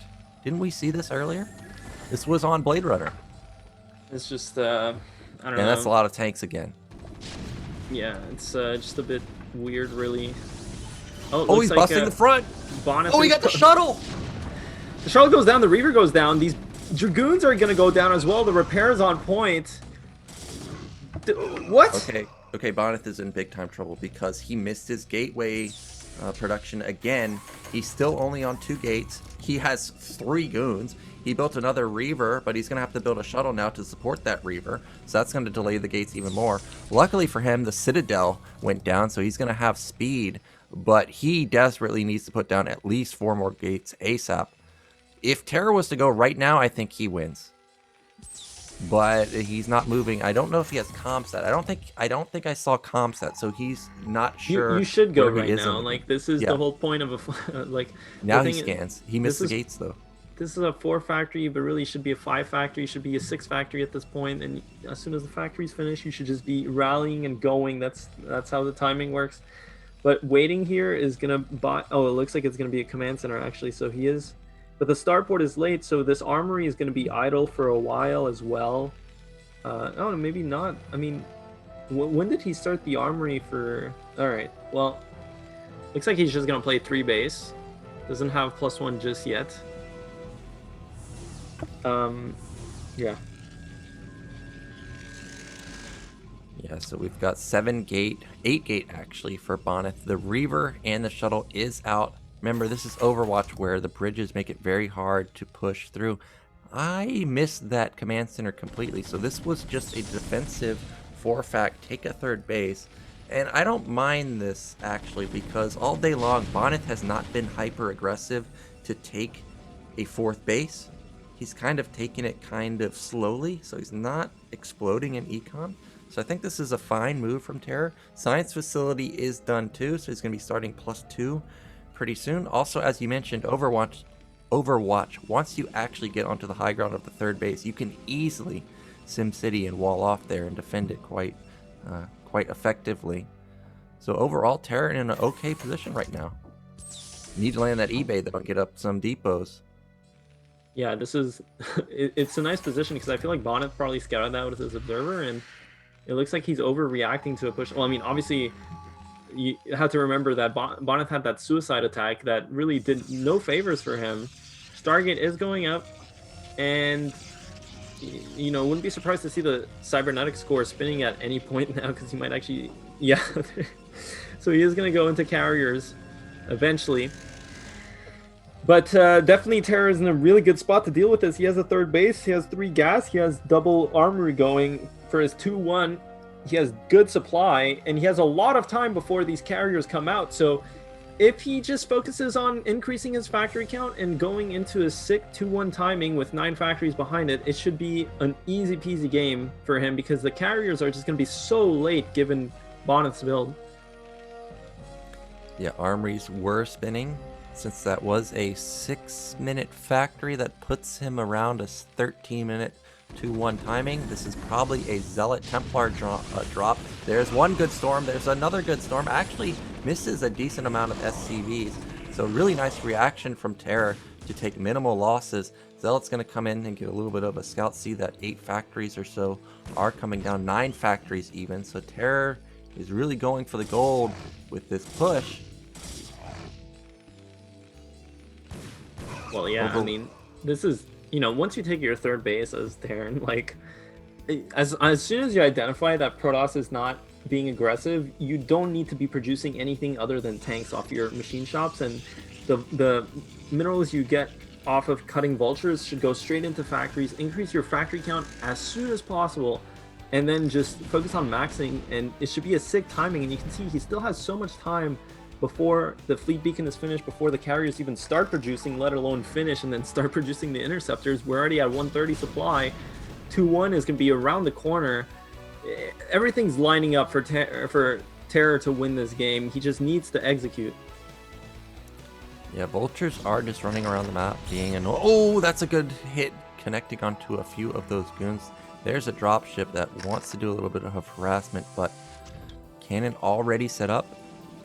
Even though Terror doesn't get much damage done with the vultures, he at least confirms that there's no 4th base anywhere. He's denied the 4th base at bottom left. Also, for some reason, there's a shuttle over here and sees that there was a drop ship. He's going to know that there is potential harassment coming in. Probe is going to get picked off, so that's nicely done, delaying Bonyth as long as possible. Look at the supplies. It's 160 to 150. 13 minutes is up, and that means that +2 weapons going to be kicking in pretty soon. So we may see Terror finally move out. Yeah, and at this point, I mean, he's a bit vulture light. This is, look how perfect this timing is. He's going to have 2-1. Okay, never mind. There's the vultures. He's going to have 2-1. He's going to have a maxed out army. A bit slow on the max, but this should be a killer move here where basically what Terran needs to do is just kill these bases at the bottom. 6 o'clock, bottom left. Go in there, kill a couple bases, take your own 4th base, and just whittle down the carriers with the mass Goliath upgrades. We'll see if you can execute, though. I don't know if it's that simple because you can't attack across that small bridge. Attacking up onto that high platform, Protoss is going to have high ground advantage. Looks like Terra's decided that the right side of the map is where he wants to engage. I think just going for bottom middle is the move, and then also denying mid left, but we'll see where he wants to go.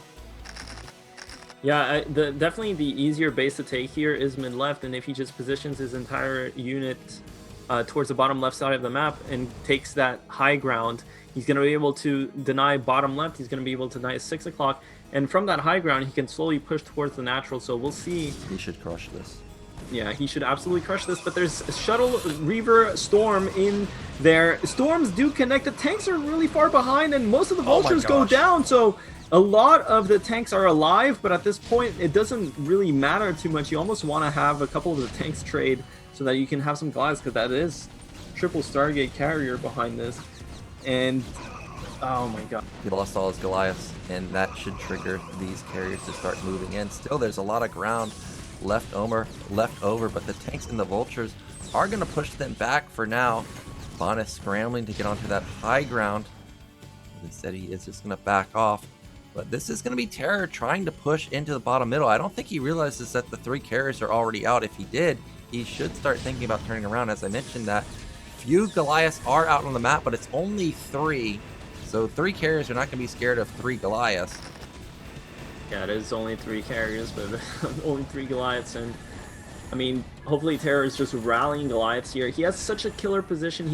He needs to kill these Nexus, though. Bonyth has... the thing is, those Storms were spot on. He killed a bunch of Vultures, a bunch of Goliaths. So it's slowing down this push.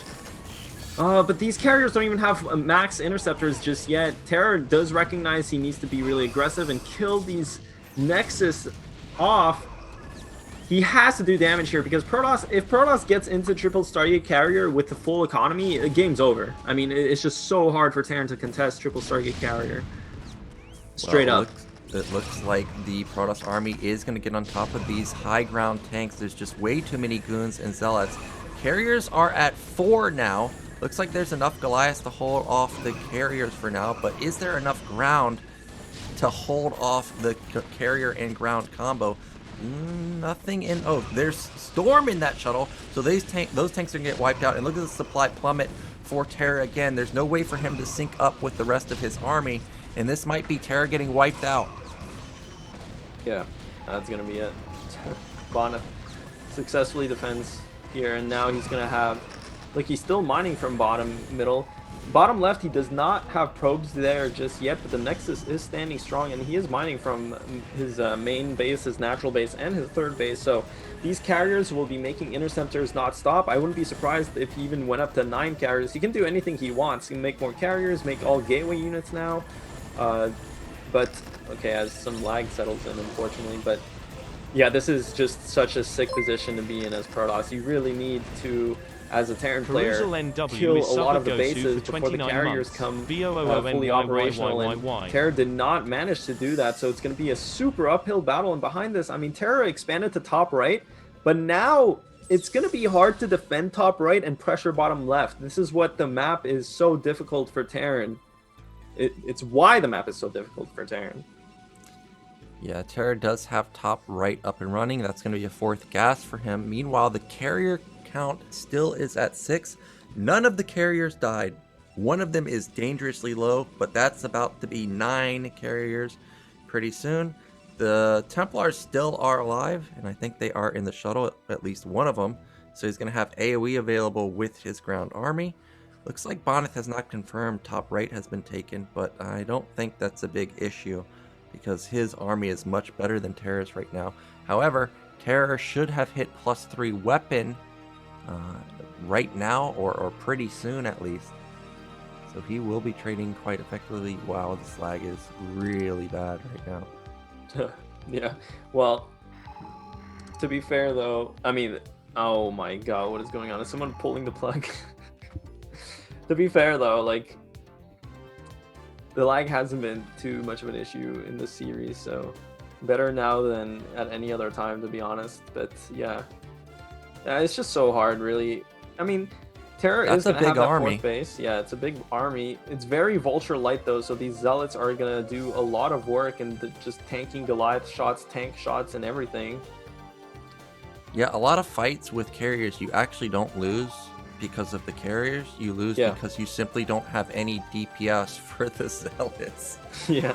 So let's see if he can get a good engagement. Otherwise, Bonyth is going to be our BSL champion. Supplies are in favor of Terror despite losing that army. Here comes Bonyth's army, though. His carriers, I think, have +2 weapon, no armor upgrades just yet. Look how few tanks there are, though. Well, this is good so far for Terran. I mean, he's just engaging the interceptors with the Goliaths for free, so definitely a nice setup for Terror. But it's going to be really hard for him to push on Protoss' side of the map, and in late game split map, you know, generally that sounds really good for Terran, but that's pretty good for the carriers, you know, especially if you get a really significant number of them up. And it looks like these interceptors are slowly but surely actually whittling down the Goliath numbers more so than the other way around, which is, there's just so many carriers and there's infinite money for Protoss to play with, so he can just sit there, trade these interceptors for supply, and not really care. Crazy effective these carriers are, and they only have +1 weapon, and they still traded amazingly. They don't have any armor either, and these Goliaths have +3 weapon, which means they are 4-shotting interceptors instead of 6-shotting. That's just a massive breakpoint. Meanwhile, Terror, he's got his 5th base up and running even faster than Bonyth. He does have 4 gases. Also, he's got a good gas bank, so it's not like Terror is out of it, but he does have an uphill battle facing all these carriers. I'd really like to see Bonyth go into double cybernetics. Oh, did he catch some carriers? That looks surprisingly low. Oh no, that's still 9. That's 9. And this is why triple Stargate is just so strong. You have to do damage against the economy. Now, if this was happening and Protoss was mining off of just one base, then yeah, this is really good for Terran, because those interceptors would not be rebuilding as fast as they are. But thing is, Protoss can not only rebuild the interceptors, but Protoss can also build their ground army up simultaneously. So that's what's really oppressive about this situation. And look at these trades, man. It's just non-stop value. Non-stop value. That the only way you can stop Protoss from generating this value is if they're on low econ and they're not capable of making interceptors and ground units at the same time. Because at least, you know, something's got to give. But if Protoss is spending all their money making interceptors, okay, then they're not making ground army. The supplies will stay relatively even. But if they're doing both, I mean, it's just so bad for the Terran player. 190 to 170 supply. Carriers have just killed so much stuff, picking off tanks and Goliaths left and right. Still no carrier has fallen. Just what do you do? Like, there's so many Goliaths here, but it just doesn't seem to matter. My personal opinion on their ratio that you need to fight carriers is 3.5 or so to 1. So that means that Terror needs about 30 Goliaths. Looks like he has maybe like 25, so he's not exactly at that ratio just yet. However, he is getting pretty close to max. Yeah. Did he kill a carrier? I saw some supply drop for Bonyth. I mean, of course the reality is Protoss can't necessarily make any progress either, right? Like, Terran is mining off of 3 base, has super upgrades going. This is stalling out for both players without a doubt. But you can clearly see that the trades overall are just better for the Protoss player, because they're really, Protoss is just trading interceptors for Goliaths. You're going to take that every day of the week. And you're thinking about this game, okay, it looks like a stalemate here. We're going to be thinking about the mid bases. It's so much easier for Protoss to both attack and defend these mid bases, because carriers are just more maneuverable, whereas and the Protoss army in general is just more maneuverable, whereas the Terran really needs to be very careful about positioning their siege tanks to support Goliaths, not extending with the Goliaths. So when we get into that later stage, I feel like even Bonyth could actually, he's only on 9 carriers. He should definitely be going up. I mean, actually that looks like a lot. He should definitely be going up to at least 11 or 12. If he does get to like 12 carriers, that would be absolutely nuts. I actually think Terror has the comp that you want. If that vessel has EMP, I think he could wipe Protoss's army. He's got a decent tank count. He's got a lot of Goliaths. There's no Zealots. Am I just blind and I'm missing? Oh no, he found isolated tanks on the top side. So those should fall, or at least a few of them. 2, 3 tanks potentially are going to fall. No, Clutch D-Matrix is going to save that last tank. And Terror is getting within 15 supply of max. Yeah. I mean, it goes without saying this Terran army is insane. Like, and Protoss can't just A move into this. You know, carriers are strong, but they're not that strong. In fact, they're kind of weak. What's strong about carriers is that they can constantly maneuver around and take fights and do so for free. Really, because again, he's basically trading interceptors for units. I mean, that's about as value as it gets for Protoss. These carrier units are their kind of equivalent to the Terran efficiency. And now it looks like, okay, Protoss is going to come in here, kill a couple things.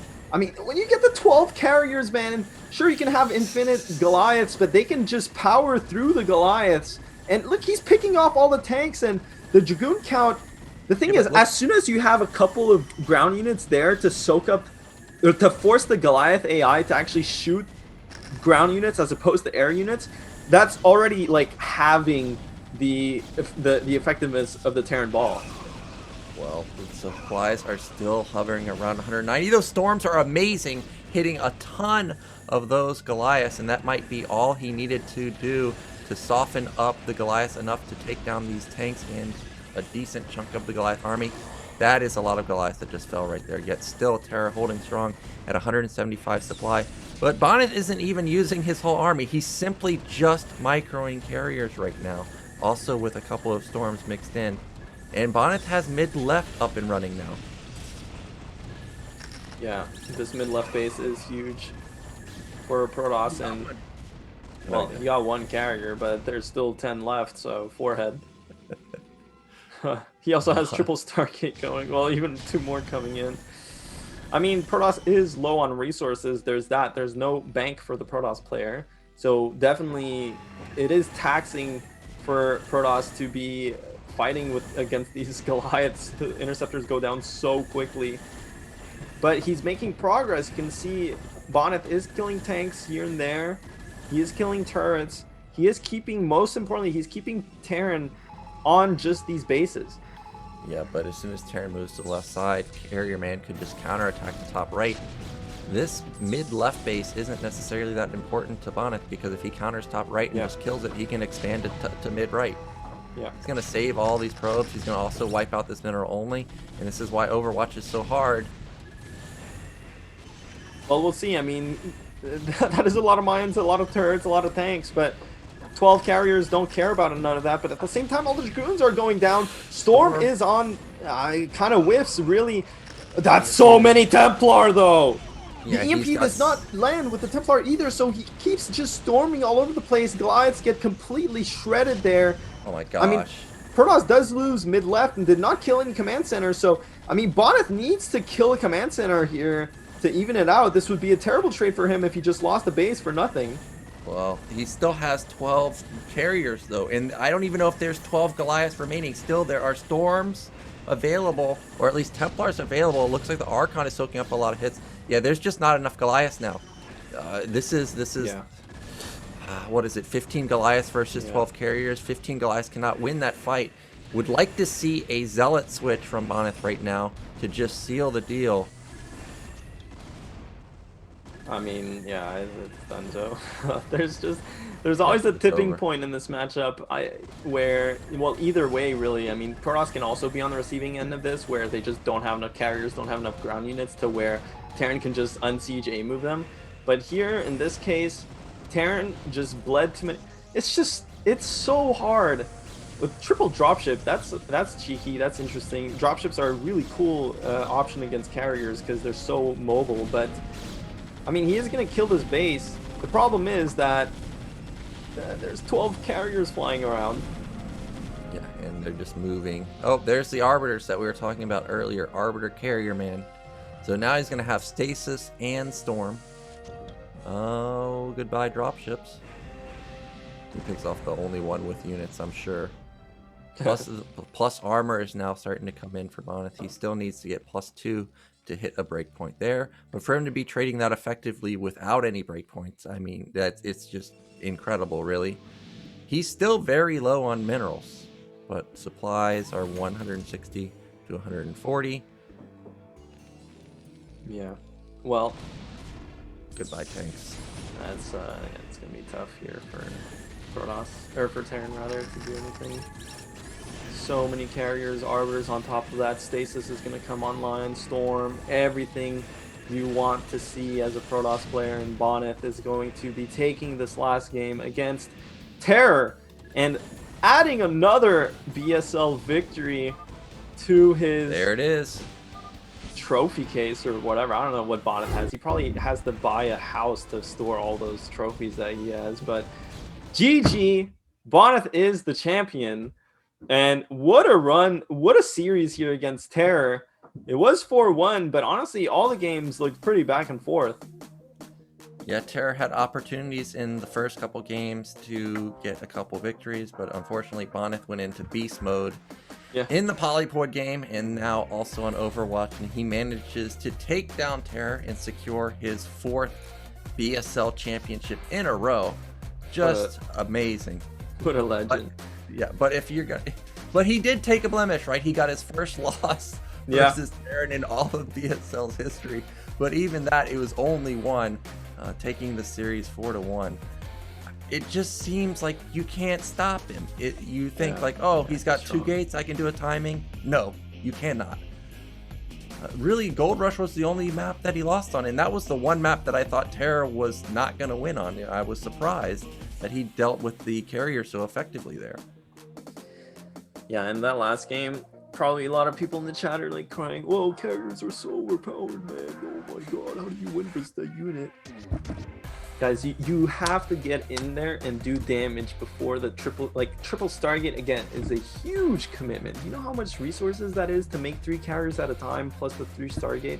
Like, if Terran is clean, you should see non-stop pushes from Terran. Attack, attack, attack. Once you get into that stalemate split map situation, carriers are gonna destroy you, especially once they get into 11, 12.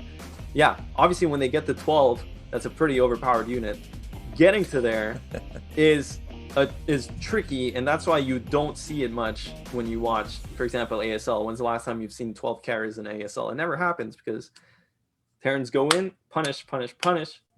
TerrOr almost had that timing down, didn't quite pull it off. Tried to play it out late game. It's just so hard versus carriers. Yeah, it is just really so hard, but nicely done by Bonyth. Now I think we're going to be going into an interview, so we are going to wait for Bonyth and TerrOr to join.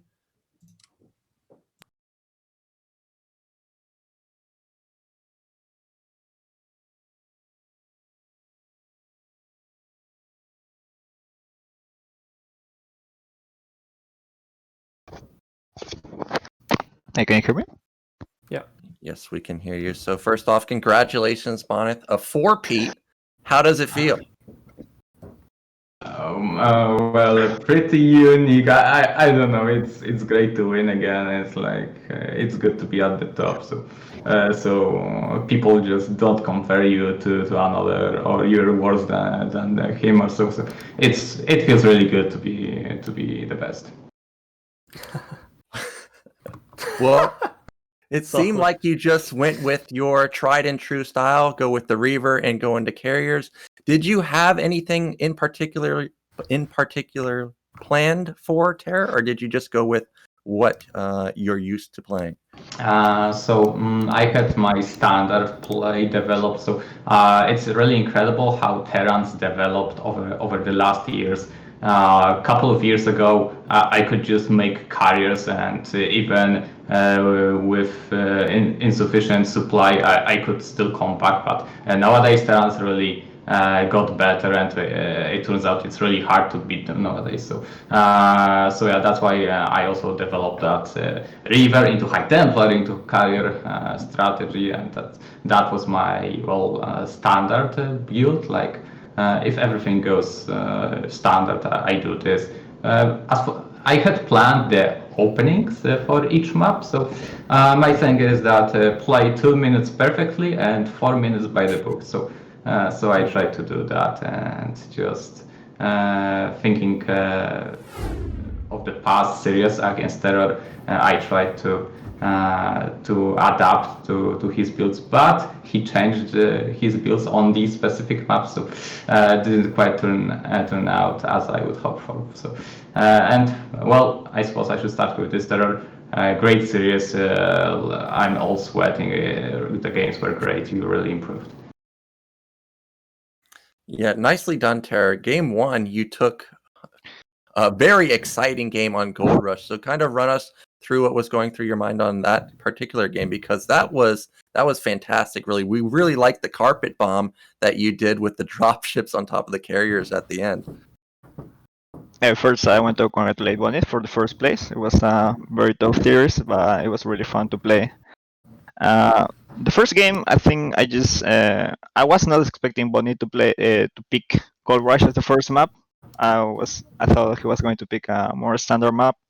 I really didn't have anything prepared for Gold Rush. I just knew that it was a good map to take a faster base and go for the 2-1 push. Even though I scanned carriers, I was not too worried about, because I knew that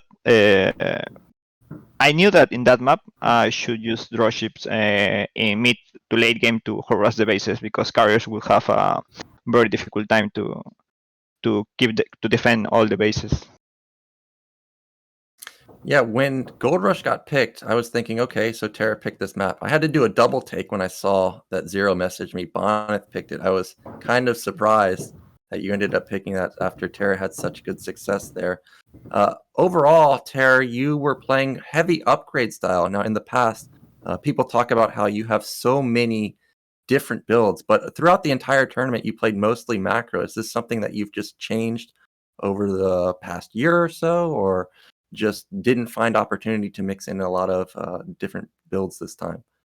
I think a lot of people, a lot of my opponents now expect me to do some kind of aggressive build. So I've been trying to practice more my macro style, trying to go into the mid to late game with a better economy than I used to do it. But yeah, I'm still mixing up from time to time. I try, but it didn't work. And I think I try on Blade Runner, because I really didn't practice like at all in that map. I was not expecting to play that map so early. So yeah. Mihai, you got any?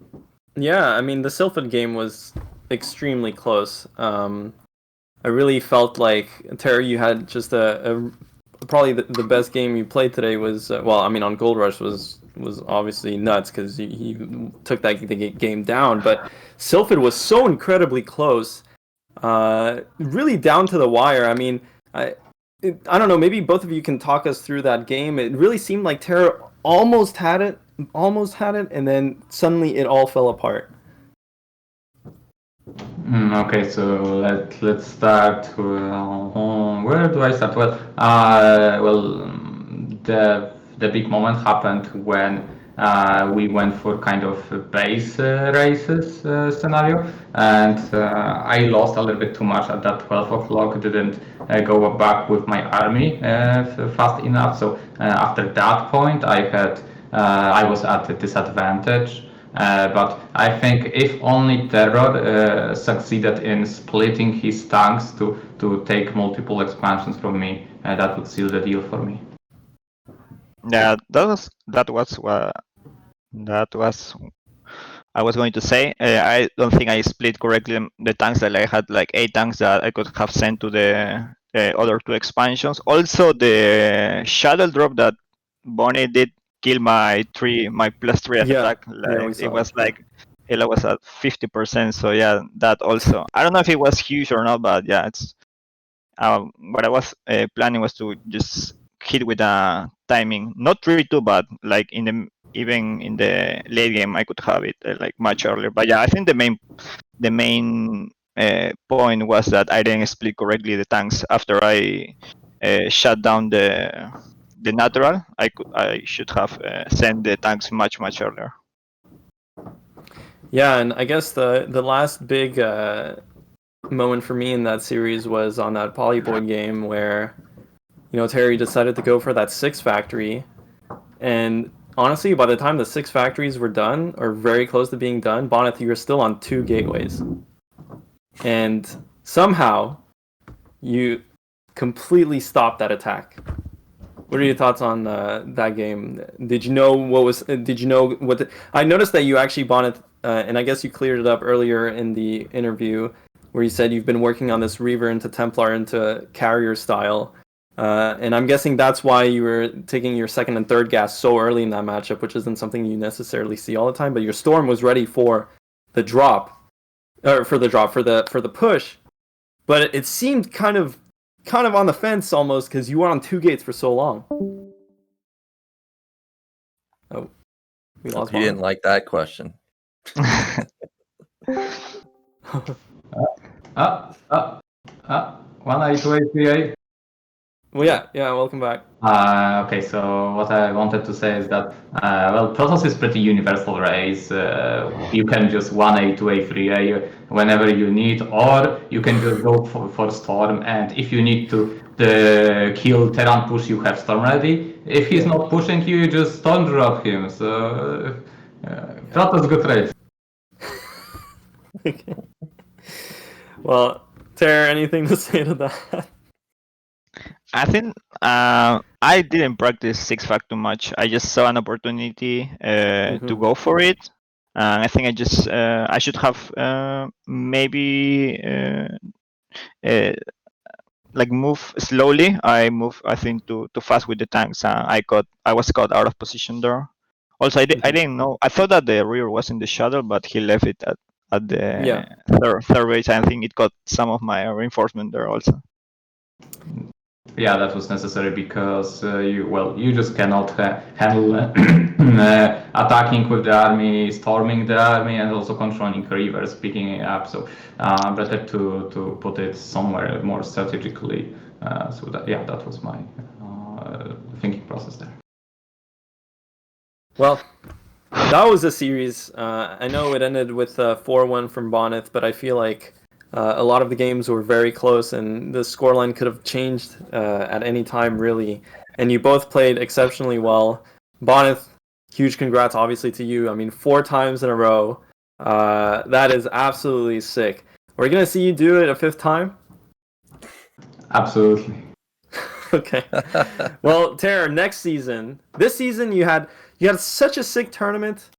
You finished 2nd place. Which was, and I know BSL10, I think for you was a bit more disappointing, and you came back really strong this season, had a 6-6 tournament. What about you? Next season, what's it going to look like?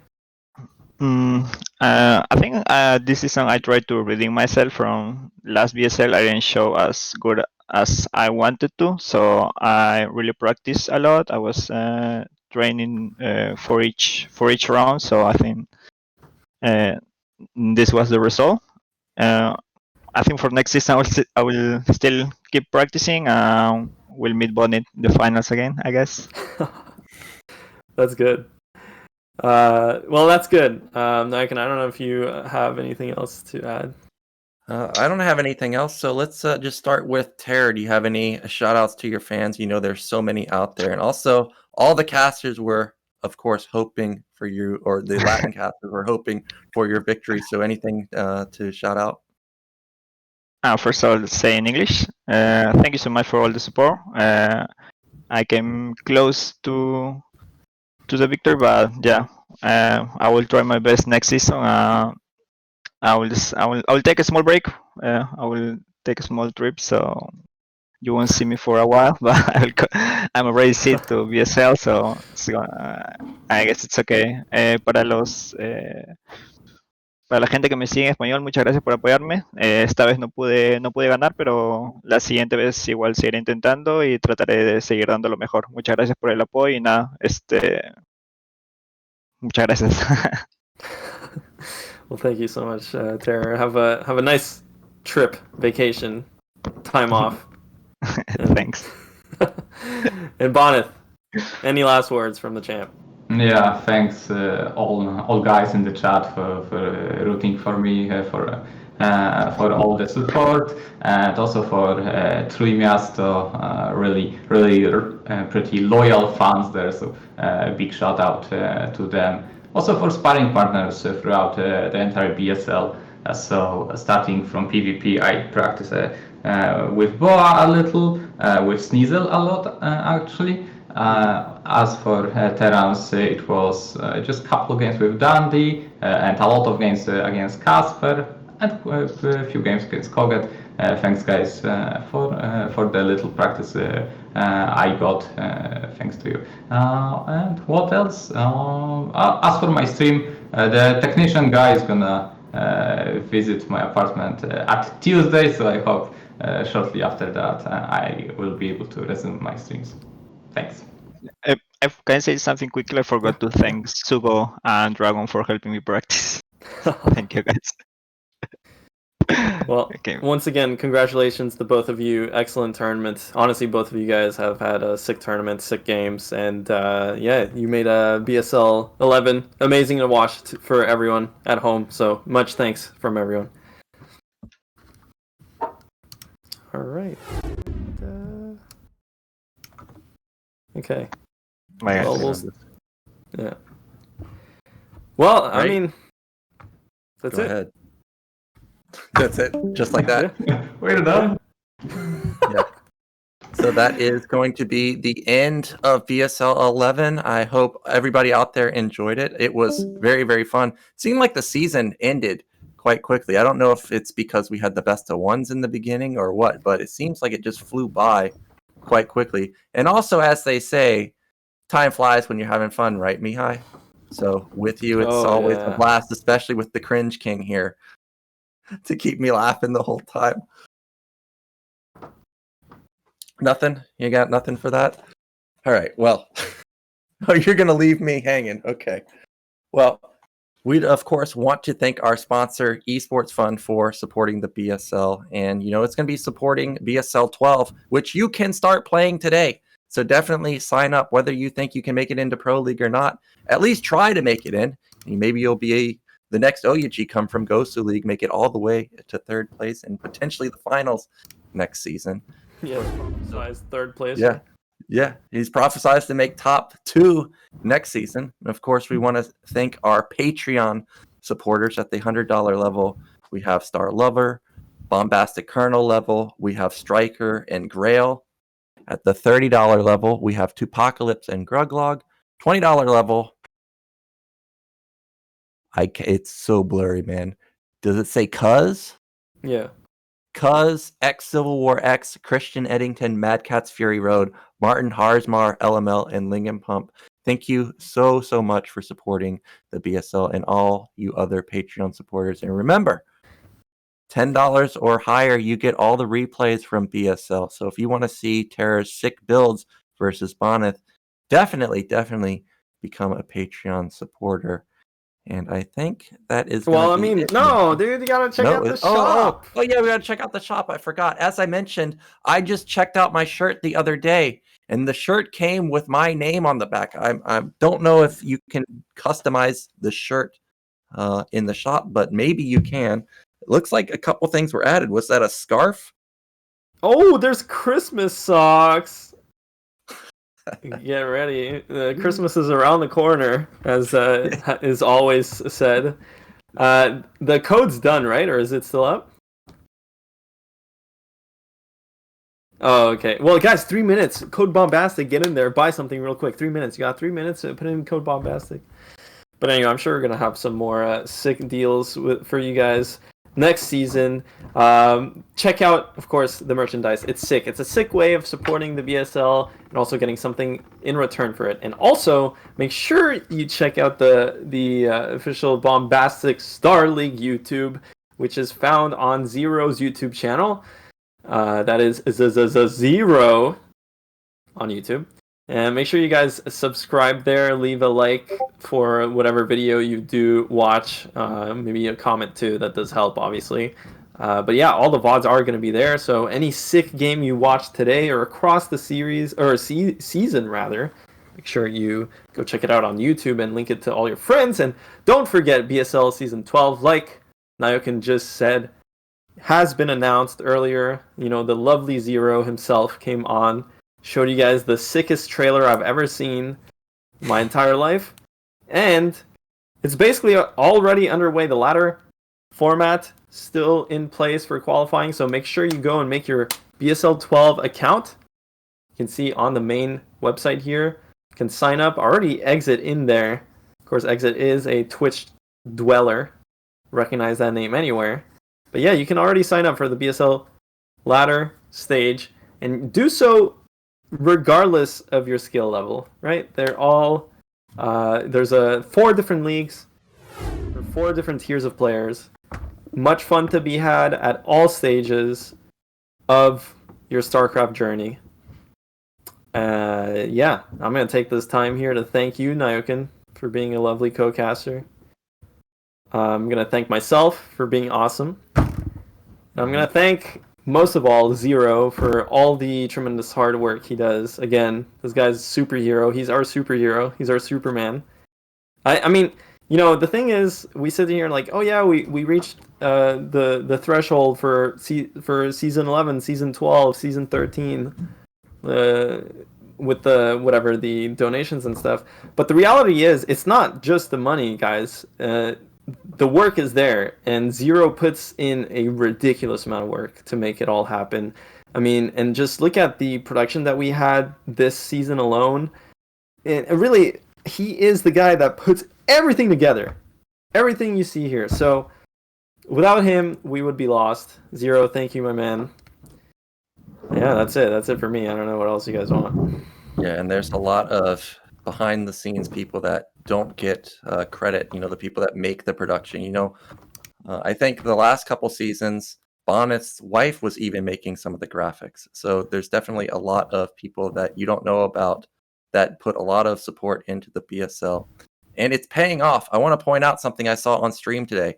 1,100 viewers. It is the first time I've ever seen us pass 4 digits. So thank you guys so much for supporting the BSL. You know, I go to Korean class and I talk about playing StarCraft, and a lot of the people there even know StarCraft. And one of the first things my teacher asked me was like, do you stream? Do you do YouTube? And I'm like, yeah, you can go check it out. So maybe she's been one of the viewers. And some of the people I meet. Shout out to Nyokin's Korean teacher. You know, anybody I meet in Korea, I talk about StarCraft. That's all I talk about. And a lot of them are very acceptable to it. You met 1,100 people? Maybe. I have to go check. I feel like Nyokin's the type, like, he's with that white shirt. He's on the he's like on the street handing out flyers. Yeah, go check out my stream, guys, on Twitch. I walk down the street with my BSL shirt and they're like, hey, what's BSL? I'm like, you know ASL? Except better, right? Isn't that your catchphrase? Good one. Good one. No, that's your catchphrase. I know. Right, well, that's why it's good. Yes. Okay, well, guys, thank you all so much for watching BSL11. That's going to wrap us up. Make sure to tune in next time. It's going to be probably in a couple weeks that the ladder stages is going to finish, and then we're going to start BSL12. So I will see you there pretty soon. Yeah, game on, gamers. Oh yeah, game on, gamers.